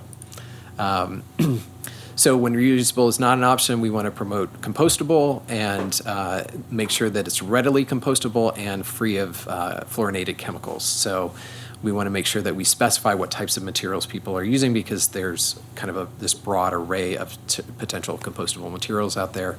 And then provide disposable serviceware upon request only. So again, kind of like the straw thing is, but hopefully better enforced than that. Because there were a lot of comments about the fact that the straw ban is not really implemented very well on an as-request basis. So anyway, so figuring out how to both enforce it, but also go to an only on-request basis. I mentioned the idea that some cities are considering this a fee for disposables, so tacking on, just like we do for plastic bags, an additional 5-10 cents for disposable ware if you get that. And so that's still something that's out there in our heads we're thinking about. And then aluminum containers are acceptable. So lots of communities are allowing for aluminum to be used. So aluminum like containers for takeout and stuff like that, mostly because it's readily recyclable and it's not plastic. So that's one I want to investigate a little bit more, because that's, I think, an interesting idea. So just to be clear, and I don't know if this will be explicit in there or not, but certainly we want to make sure that there's no polystyrene that's being used out there for foodware, no plastic straws, and no plastic bags. So anyway, so those are just to be clear. And then again, this is how some of the exception language is worded. So if it somehow creates some undue or disproportionate hardship for the business to do some of this stuff, or if there's a safety or medical consideration that's involved. So anyway, and then just from a bigger picture perspective, as we did our audit of the park, we not only saw the guy who was at the vendor stand using his polystyrene containers, but we also saw all the picnickers out there using their polystyrene dishes. And so the thought is to really work with our retail establishments to prevent that from happening as well. Eliminate hotel toiletries and plastic bottles. I think that's probably going to come down from the state sooner than we'll get to it. And then closing any plastic bag loopholes that we've got in the system, and certainly lots of other things that we can do on this front. So I really look at this as a longer term, bigger picture initiative, and I think we can have a real impact here. So So anyway, so that was it. So I peppered in some of the feedback that we got with what we're thinking about. Yeah. Sandra and I were at this meeting in the morning, and I just like to say that I think Patrick did a fabulous job. The thing that I liked about it the most was, in terms of motivation, he expressed it in terms of, hey, folks, I'm having a hard time with this too. Mm-hmm. You know, I'm just getting, you know, my Right. cup all straightened out, and you know, Right. and it really made it like, you know, we're all in this together, and it's not easy, Yeah. and it's going to take time, and I really like that about the presentation. So we just need to get more people. Yep. Thank you. Yeah, I mean, and that was really what hit home for me too, in some of that conversation. You know, those businesses were very much interested in doing the right thing, but they were like, you know, it's really comes down to the people, you know, and their decisions. So we also reach out to tenant and the school district, and I'm thinking of seniors, convalescent homes. Those would probably be the largest users of cafeteria type recyclable products. Yeah, that's a good point. Yep. John? I had two questions. I was wondering how they were measuring the cost savings, the $548,000 in cost savings. So I believe, and I need to dig into that study a little bit more, but I believe that what they were doing was they were taking, after the initial cost of replacing the foodware with more permanent stuff, then they were taking the cost savings that they got from not buying most of those the disposables anymore. So I think that's So the big people are part of the actually equation. people are actually taking less takeaway. Is basically Exactly. what So it's a huge reduction in what they were spending on disposables, and then even further reductions, basically making it available, and people just weren't using it so as much. And then my second question was about the health and safety concerns. So if this is takeaway food, it will be things that have touched, you know, people's mouths and especially for disposable utensils. So I'm wondering, is it not against health and safety protocols if there is a sanitization plan, or, you know, it doesn't seem like you can just take a container that had food that may have been on someone else. So I'm wondering under what conditions it would be possible. For reusable? Right, you for mean? reusable. Oh, yeah, so reusable would follow whatever the standard protocols were for Okay. washing dishes. Gotcha. Yes. And so that's the other thing, is that so we're actually going to do a little pilot with the cultural center. And so we're going to try to think through a lot of these questions and work through it with them to think about, okay, well, what size dishwasher would we need if we did this, and that kind of thing. So, and there are incentives available for high-efficiency dishwashers and things like that we could promote too. Sorry, just one follow-up. So there currently isn't an infrastructure for that, really, right? So For people bringing back these reusable containers to the place where they got them, or to some centralized so location? that's a little bit different of a different model. And some people are actually thinking about that. In fact, I think Berkeley is going to be trying out a new business service. So a service is developing where there's a company that's going to actually manage the reusable items in the city. So you can have a cup, you can get it at one place, you can drink from it, and then you can go like to the next store down, or you're walking down the street and you can drop it off at the next place. So there is that sort of a model that's developing, which is sort of interesting and would be something kind of exciting if we could do that here. But anyway, that's a thought. But otherwise, it's reusable on-site is But pretty don't much they the do focus. that now at Starbucks? You can reuse your own. You can. cup there. So certainly There's no anybody health and who safety. has their own stuff can bring it in and reuse it. But again, the reusable was mostly focused on-site. So But that is not a health issue if I bring in my container. Not a health issue if I bring in my container and say, I would like my to-go order, or instead of a doggy bag, please put it in my container. Right, so And I that's don't think okay. there is no issue with the to-go stuff. And the real question was about the beverage containers. And so really the health regulation is essentially that you can't touch the lip of the rim to the filling station. But then I thought, well, they have all these places that have refillable cups. So you're just always taking your cup up there. So anyway, so I think it is a non-issue essentially. And so we just need to make sure that that's clear for folks. And yeah. I don't know if this is the appropriate time, but I had spent my summer break doing research, particularly on the hot and cold beverage for takeout. So I just brought in from one company that had a scale and volume that was sufficient, that was very interested in working with us, but it wasn't Old Guard, very progressive, and the company is run by their own Eco Guru, really, really sharp company. So instead of bringing in a broad array, I did bring kind of like what I thought was kind of the best of the best from this one company. So I don't know when would be a good time to do a little show and tell, but I did bring those with me if anybody wants to see them. So. Yeah, why don't you bring them up? We don't have to necessarily go through them, but we can kind of pass them around and people can take a look at them, because I'm also conscious of time. So, all right. So, so that's about the foodware ordinance. Any other questions about that? And again, we'll be talking more about this as we go through the development process. We have a comment here from. I have one comment. It's not related to the foodware, but goes back to Commissioners Miller on your staff report, item 2. These are some lovely Palm Springs greens on your slides.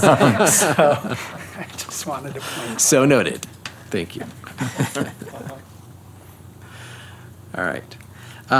So then the other couple of items on our, we just wanted to mention, one is Lonnie had been working with Palm Springs Disposal on some messaging, and so there is actually going to be a message that goes out with the Palm Springs Disposal's newsletter here this next month. And we're continuing to work on some of the other messaging around what to put in your bin and what not to put in your bin and how to clean things and things like that. So be looking for that. And as I mentioned, we're going to be reviewing our website at our next subcommittee meeting. And so a lot of that stuff, I'm sure, will end up on our website in an organized fashion.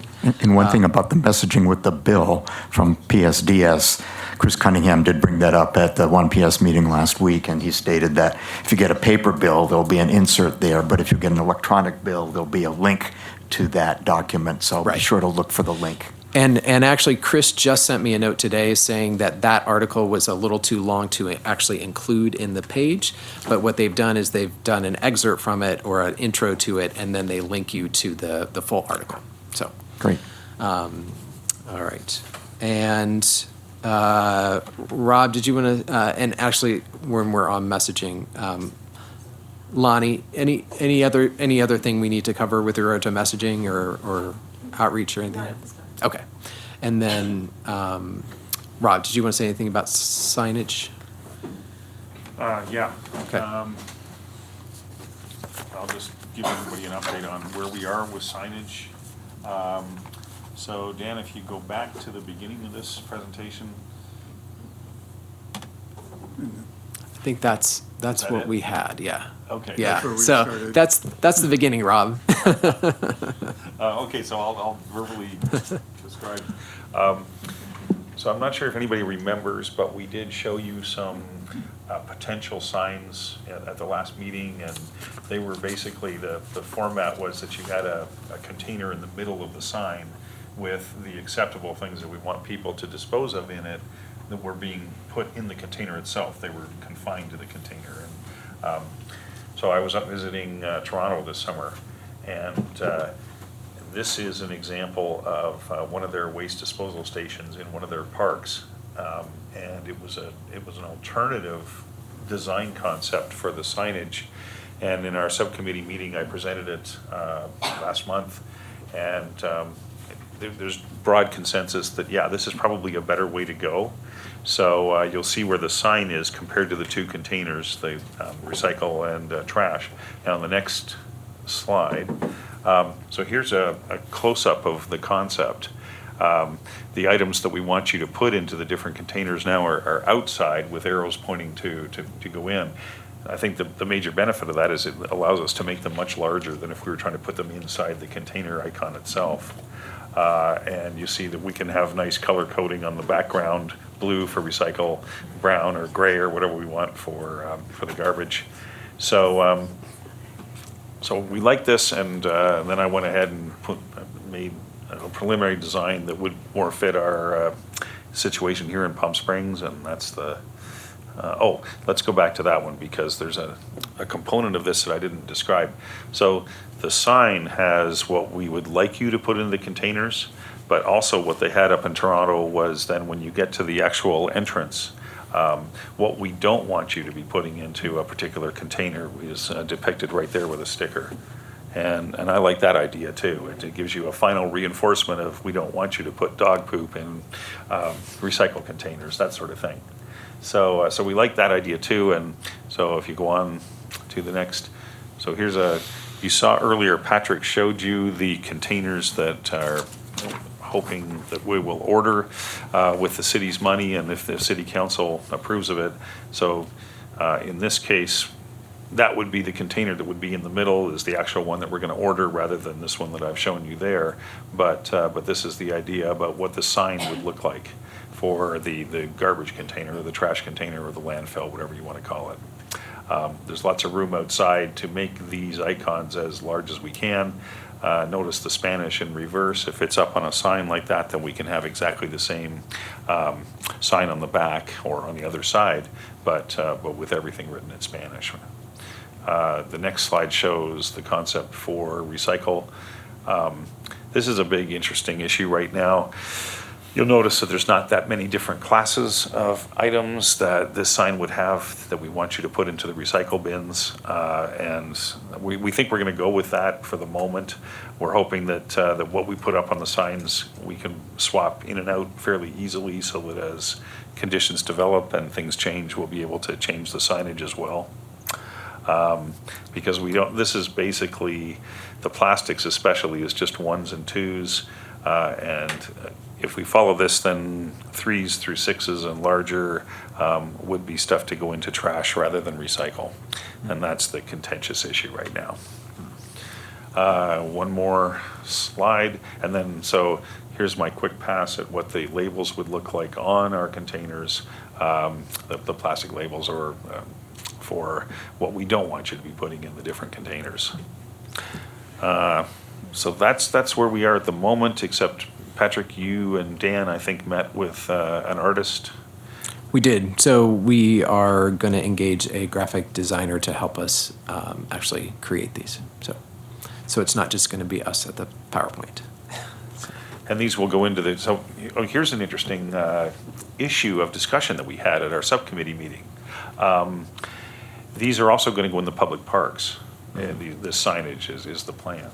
And we found when we did our surveys of what was being put into different containers that there was actually differences across the parks, fairly big ones. There was a lot of dog poop contamination in the recycled containers, for example, at Ruth Hardy, where a lot of people walk their dogs. There was virtually none downtown and in some of the other parks. So the issue is, should we try to customize this signage and these labels for the different areas where we know that different stuff is going in? And there was some discussion about that because the drawback is that the more heterogeneity we have in this signage and in these stickers across different venues, the more confusing they might be. So interesting issues are getting bandied about right now. Great. And then the last item, we have been talking about potentially doing field trips to a landfill, materials recovery facility, and what was the third one? The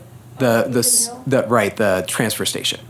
And so those are kind of in the works, and we wanted to just get a sense maybe of how many people might be interested in going to see those facilities, and then that'll help us in the planning process. Like the landfill. Yeah, landfill. Yep. May I add a little bit? Oh, to- sure, Okay, please. it would be a day outing. Yeah. We have to go to the landfill, we have to have at least 10 people. And it wouldn't have to just be commissioners. I know my husband is dying to go. So, I mean, I think we could make some adjustments there. It would be a fascinating, incredible journey if you've never done or seen any of this before. I know some of you have, but the technology continues to improve. Anyway, just a plug. We can basically follow our trash the whole way through the process.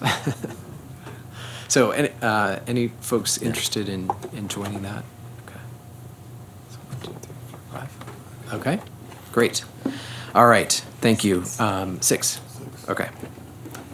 So we will go forward and start to do some planning around that, and that's all I had. Okay.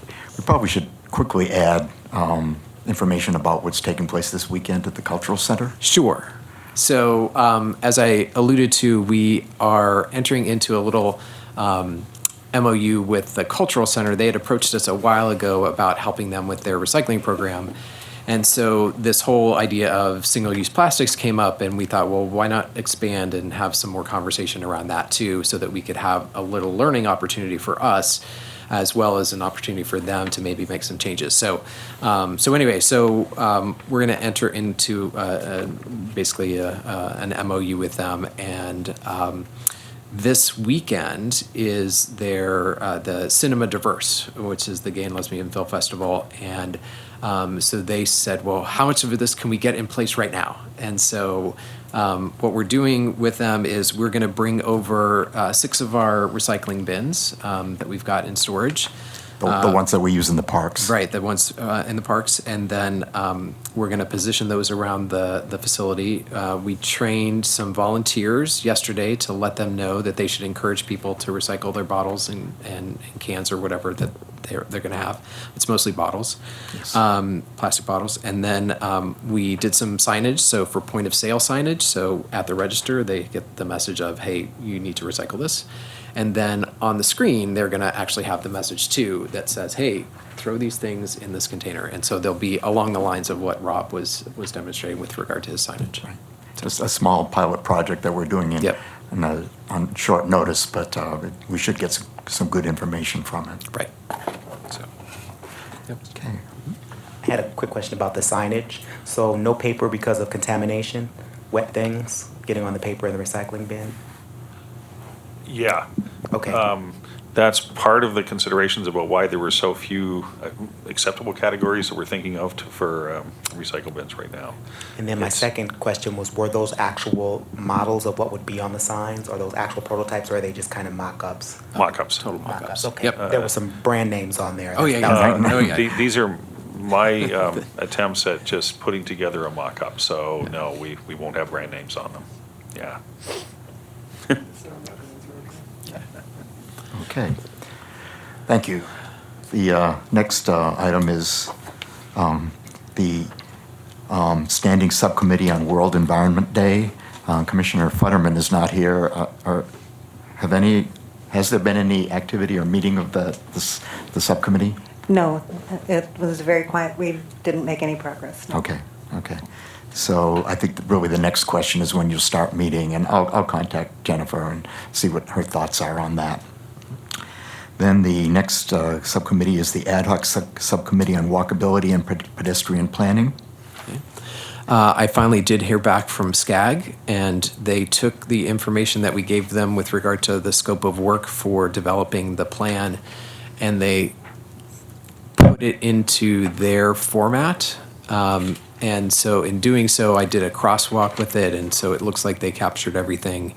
And the only thing that they did not capture was some very specific stuff about groups that they should contact here and kind of our own specific information. But we have our stuff still, so we can point whoever's hired to that information. So anyway, so I'm hopeful that that stuff is going to their contracts people and will be issued as an RFP very soon. So, And then we'll get a consultant. And then we'll get a consultant to help us with that plan. Okay, great. Yeah. Commissioner Friedman. To that point, on the agenda for tomorrow night's council meeting will be a contract with a firm, I believe, called PlaceWorks to update the general plan. There's a few references there to pedestrians, but I would ask that staff sort of discuss this with the planning folks and make sure that the consultant retained for the update of the general plan also coordinates with this. There will be a steering committee, general plan steering committee, that's intended to be created with representatives of council, planning commission, and for the first time, but it's a great idea, a representative of each of the 5 council districts, so that's good. There's no mention of sustainability, so once again, either a formal member of that steering committee or at least staff liaison, because there are a number of, this goes, I mean, I'm saying this concerning the walkability, but there are a number of sustainability aspects of the general plan update, and I would ask that our commission and our staff be very much involved in that process. Yep. Good suggestion, thank you. The second item under walkability is something that I added to the agenda, and that's crosswalks projects. You recall that in our July meeting, Don Barrett came and made a presentation about crosswalks, and he was particularly talking about Ramon Road and the need for crosswalks several places between Sunrise and Indian Canyon. A lot of activity has gone on in the past years relating to pedestrian and safety projects. There have been hot spots that have been sponsored by the Code Enforcement and Public Works Committee and the Measure J Oversight Committee. A lot has been accomplished with sidewalks and then some crosswalks on and lighting and traffic lights on Palm Canyon, North Palm Canyon, and East Palm Canyon. There seems to be a lot of interest in looking at other projects, and Don's presentation, I think, emphasized that. So I am the co-chairperson of the Code Enforcement and Public Works Committee of 1PS, and Christine Hammond, who's the other co-chair, is sitting in the back, and she's done a lot of work on the hotspots in the past. So Patrick and I have discussed this as well, and thought that it might be good to set up an ad hoc committee that crosses over between the Sustainability Commission and the Code Enforcement and Public Works Committee to start looking at future projects, particularly on crosswalks. And we could get engineering involved. They support Code Enforcement and Public Works. They have information about grants. They would be involved in executing some of the projects. But the main thing here tonight is to see if there's any interest in anybody participating on that committee. We do have one volunteer from Code Enforcement and Public Works. Is there anybody in the commission who'd like to participate too? Commissioner Goins? Commissioner Flanagan? Great. So we'll pull something together in the next week or so, and perhaps have a suggestion about when to meet. I would like I said, get engineering involved as well. But I think there's a lot to be gained and a lot of interest in working on some of these projects. Great, thank you. Do you have a sense of an ending date on that? The ad hoc committee, see, this is September. We probably should make it more than till the end of the year. Why don't we say through June of 2020 as a starting point? That'll overlap with plan development then, too. Great. Commissioner Miller. If you would bear with me, I have an invited guest here tonight that I would like to introduce, and she would actually be number 10 on the agenda, and I just wondered if we might, with your permission, sneak her in a little bit sooner than this. That'd be fine. Okay, great. So we'll Thank you very much. We'll jump to number 10. And the Desert Community Engineer. I have the pleasure to introduce you to Noelle Logren, and she's one of the members that make us a foursome minus Carl and the Desert Community Electric. I wanted to introduce you to her because she is not she's not a member of the Sustainability Commission, obviously, but we want to include her in our thoughts and in our actions and in our plans for the DCE. So we all serve on the advisory committee. We haven't really talked about it very much here, and so I'm kind of putting the horse a little bit before the cart. I just wanted to also report. David and I went to the last board meeting, which was just yesterday. And but I'm going to tell you about that in a minute. I just wanted to tell you a little bit about Noelle. She is a marketing specialist for the Environmental Systems Research Institute, which it's amazing. Geographic Information Systems, GIS, which is an excellent tool for collecting and analyzing information. And that's only just a little part of her resume. It goes on and on. She works at Redlands, and so she came all the way from her job down here to participate or to be a part of our meeting tonight. Would you like to say something? I'm so glad to see you and finally meet you again. Yeah, no, thank you for the invite, and you've done your homework. Wow, yeah. So I work at Esri. It's a ESRI. My name is Noelle Loughran, and I will spell that for you. It's good. Noel, and the last name is Loughren. So, I have that wrong.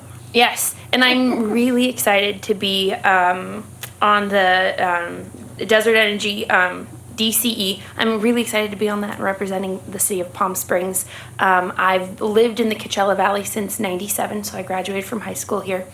And I've lived in the city of Palm Springs for 2 years. So I'm really excited to be here. I've been to a couple of your meetings already, and I do plan on attending more because you guys discuss a lot of really interesting things that I think are really beneficial for our city and our entire Coachella Valley. So thank you for the invite, and thank you for the great introduction. You know, Ellen, I will definitely practice on your last name. You'll have to. Oh, it's a weird one, so I'll accept anything. But thank you. Noelle, can I ask a question before you leave? Of course. What is DCE's charter and goals? What kind of work does it do? So DCE, so part of the commission, the community council or commission that we're on, is to help educate the community on the goals that DCE does. So DCE is educating the community, so the 3 cities, Palm Desert, Cathedral City, and Palm Springs, the residents on the upcoming options that they'll have with the various energy options that they'll have. So there's like 100%, and I always get the numbers wrong, so I apologize, but they're not numbers, the source is wrong.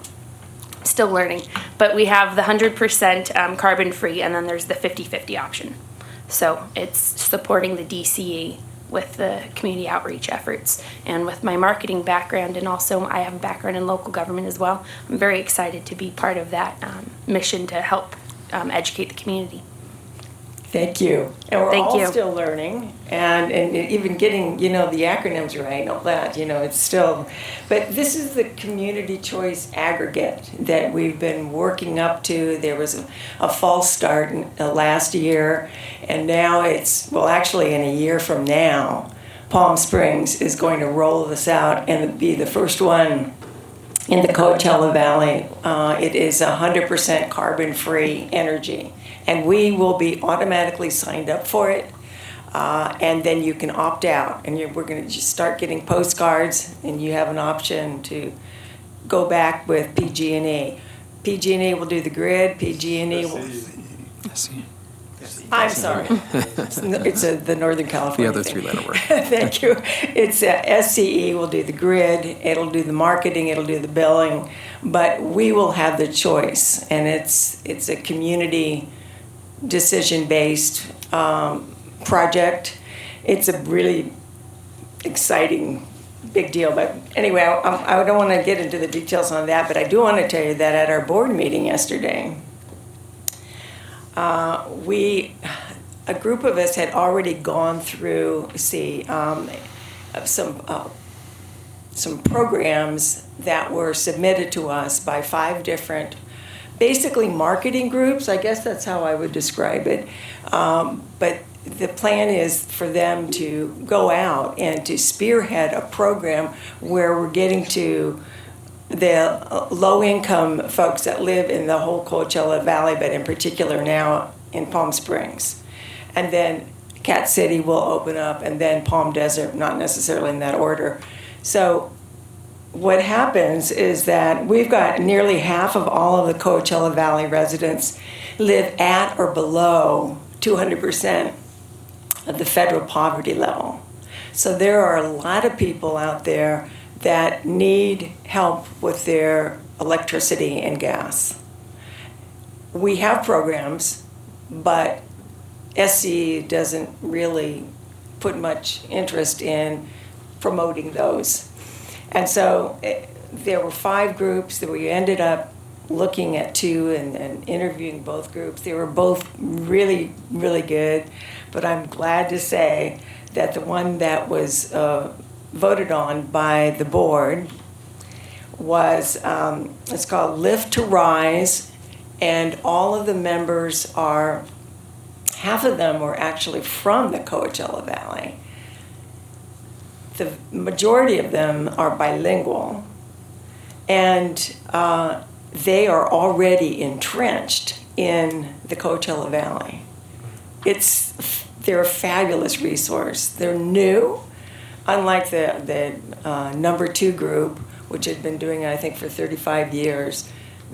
These are young, energetic people, and I just wanted to read, let's see.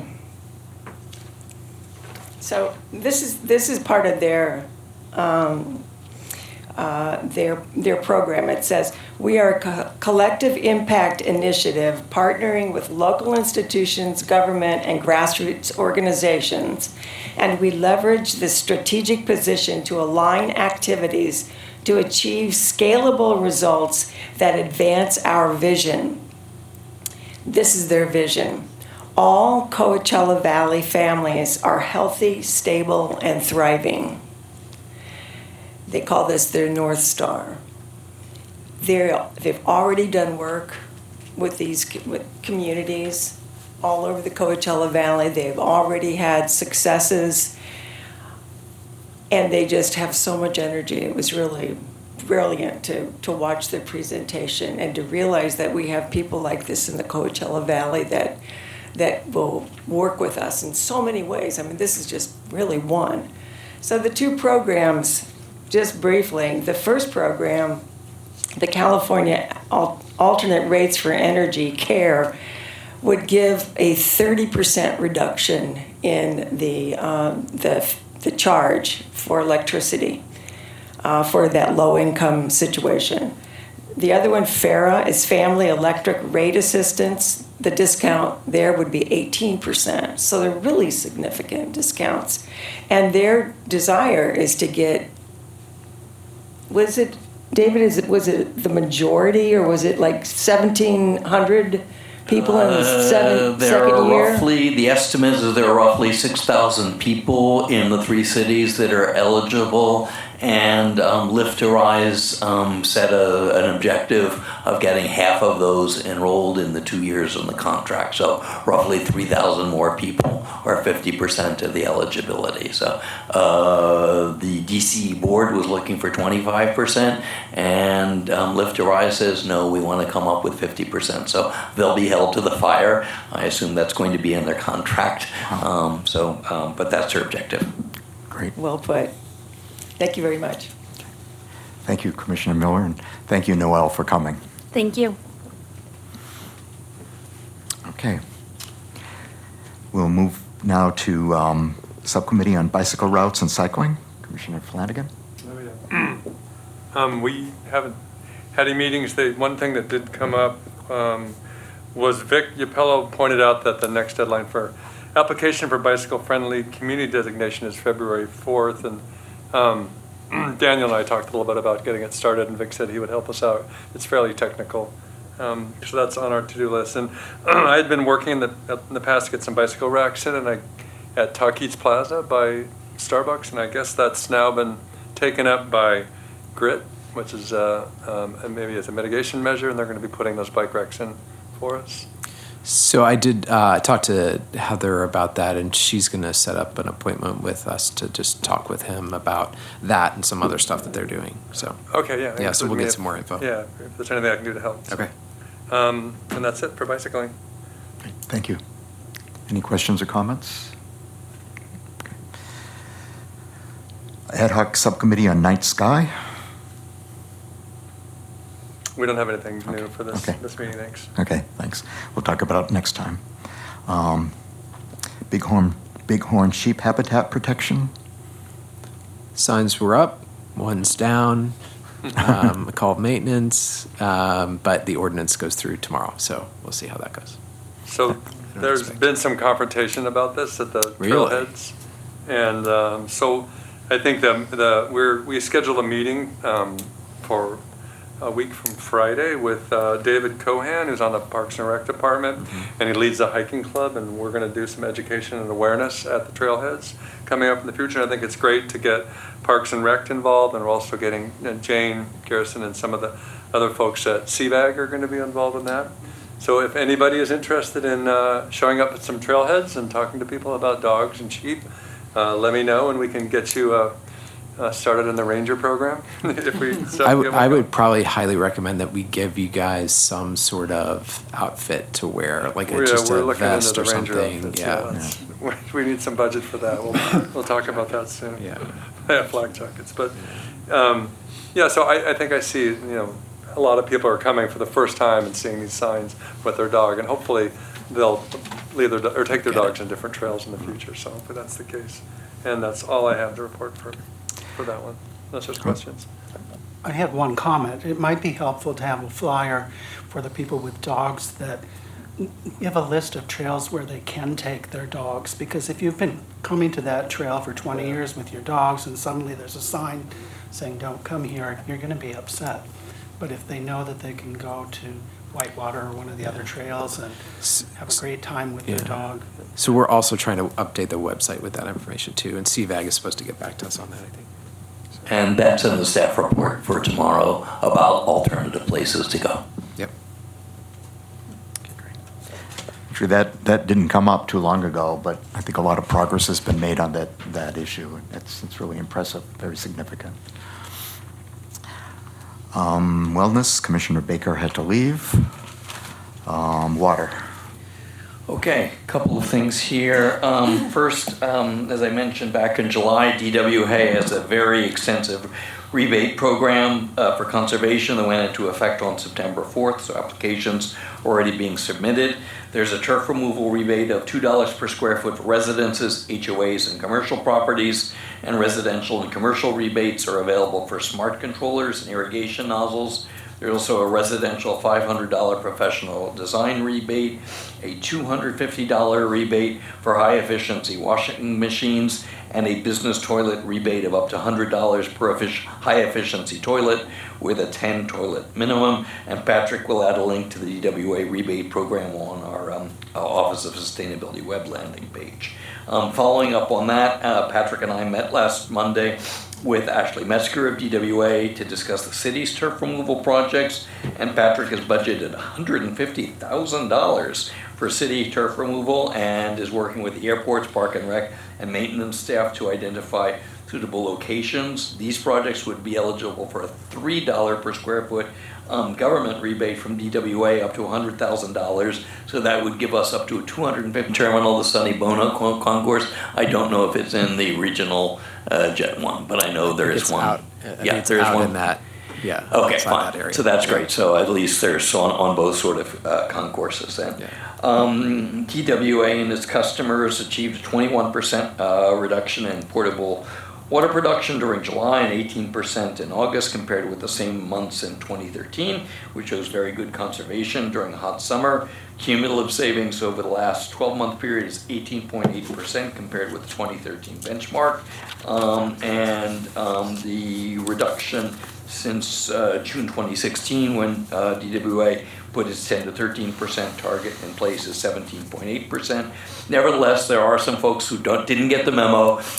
They are getting fines. Patrick and I had a brief discussion about what the city can do about that, but DWA does have enforcement authority and continues to issue warnings, and if the warnings are not followed, they are issuing citations on that. So they have the legal authority, and they're continuing to do that. They mentioned that in this morning's board meeting. Finally, Commissioner Miller asked me over the weekend if she could join me on water conservation issues, and I'd be delighted if she could do so. So I would ask Chair Clark to reestablish our standing committee on water conservation, which we did have a couple of years ago when there are a few of us who are on it, and then appoint Commissioner Miller and myself to that committee. And then hopefully we can meet as a committee with Patrick in between now and the next commission meeting and report back to you guys on some plans that we have. So that's a request? Yes. And I agree, we will reestablish the standing committee on water, standing subcommittee on water, and add Commissioner Miller as a member. Okay, thank you. Thank you very much. Okay. So we're done with the subcommittee and commissioner reports. The final item on the agenda for this evening is commissioner comments and upcoming agenda development. We typically go around the table and ask if anybody has any additional comments. So we'll start with Commissioner Gauthier. None. Okay. Commissioner Garrett. A couple points. While I was working on the hot and cold takeout compostable packaging, my big takeaway from the director of that particular company was his first question was not about our recycling program or anything, but what was our compost program? And he meant two types of composting specifically, and that this was an opportunity for us citywide to organize our food vendors. Two separate types of composting. One would be with food, the other would be with packaging, compostable packaging. But he said this is really the future of it, so before you get into your recycling and you're in a wonderful position to really think about that. So before you're buying anything or making recommendations and helping the food merchants and the beverage people, because they're busy working all day long and they can't necessarily spend hours and days researching and comparing. So if we could help by providing a list of approved or we know that these companies are doing good value, and it would be the type of thing that we would like to see here.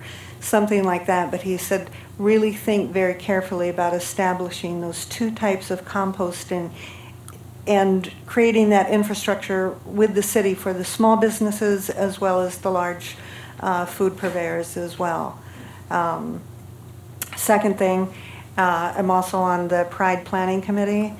Even though there was a tremendous, like 90% support on not having, not generating a lot of plastic junk, like Mardi Gras beads, and the idea of flowers was very, very well represented. I haven't given up on that, so we were looking for a donation, but they had actually gone ahead because they could get a tremendous value of really cheap plastic Mardi Gras beads, so be prepared for that. But I don't think they'll be able to get them anymore because they've been coming from China, so that may be, and Pride is not Mardi Gras, so anyway, so I wasn't able to stop it. But it was interesting that most of the committee liked the idea of not producing a lot of plastic garbage. So. Great, good. Thank you. Commissioner Goins. Nothing. Commissioner Friedman. Nothing else. Okay. Commissioner Miller. Thank you. I just would like to put notice out that this coming Friday at 3:30 at Congressman Ruiz's office, there is the U.S. climate strike, which is consistent to the student strike around the world. And that's on Washington Street in Palm Desert at 3:30 at Ruiz's office. Great. Thank you. Commissioner Flanagan? None. Okay. Commissioner Santoro? No, thank you. Okay. Co-Chair McCann? Yeah, quickly, as a follow-on to the bighorn sheep habitat protection item that we had tonight, there has been significant developments in the Save Oswego Canyon effort since we had our last commissioner meeting. And I'm wearing that hat because I've joined Jane's committee. So just to go on record here, the situation is that the developers have agreed to sell Oswego Canyon after mediation involving them, the Save Oswego Canyon Committee, and city member, council member Coors. There are pledges so far from a conservancy organization here in the valley, and there is a pledge from the city, but we are $1 million short, even with those substantial pledges, and so we are in a huge fundraising campaign right now. And the current numbers are we've got about $350,000 in pledges. We need another 650 or so. We need to get to $1 million, and we need to do it by December 31st, because if we don't, they're going to start charging interest on us. So the committee here and the commission can help us. If you know anybody who would like to have a house party and for a fundraising event, if you know any benefactors or organizations that we should contact, Greg Gottia has been helping me with that a little bit already. And of course, personal donations are always acceptable. Go to saveosweccanyon.org and everything can follow from there. Thank you very much. Great news. So if there are no more comments or discussion, is there a motion to adjourn the meeting? So moved. A second? Second. Second, okay. I don't think we need to take a vote.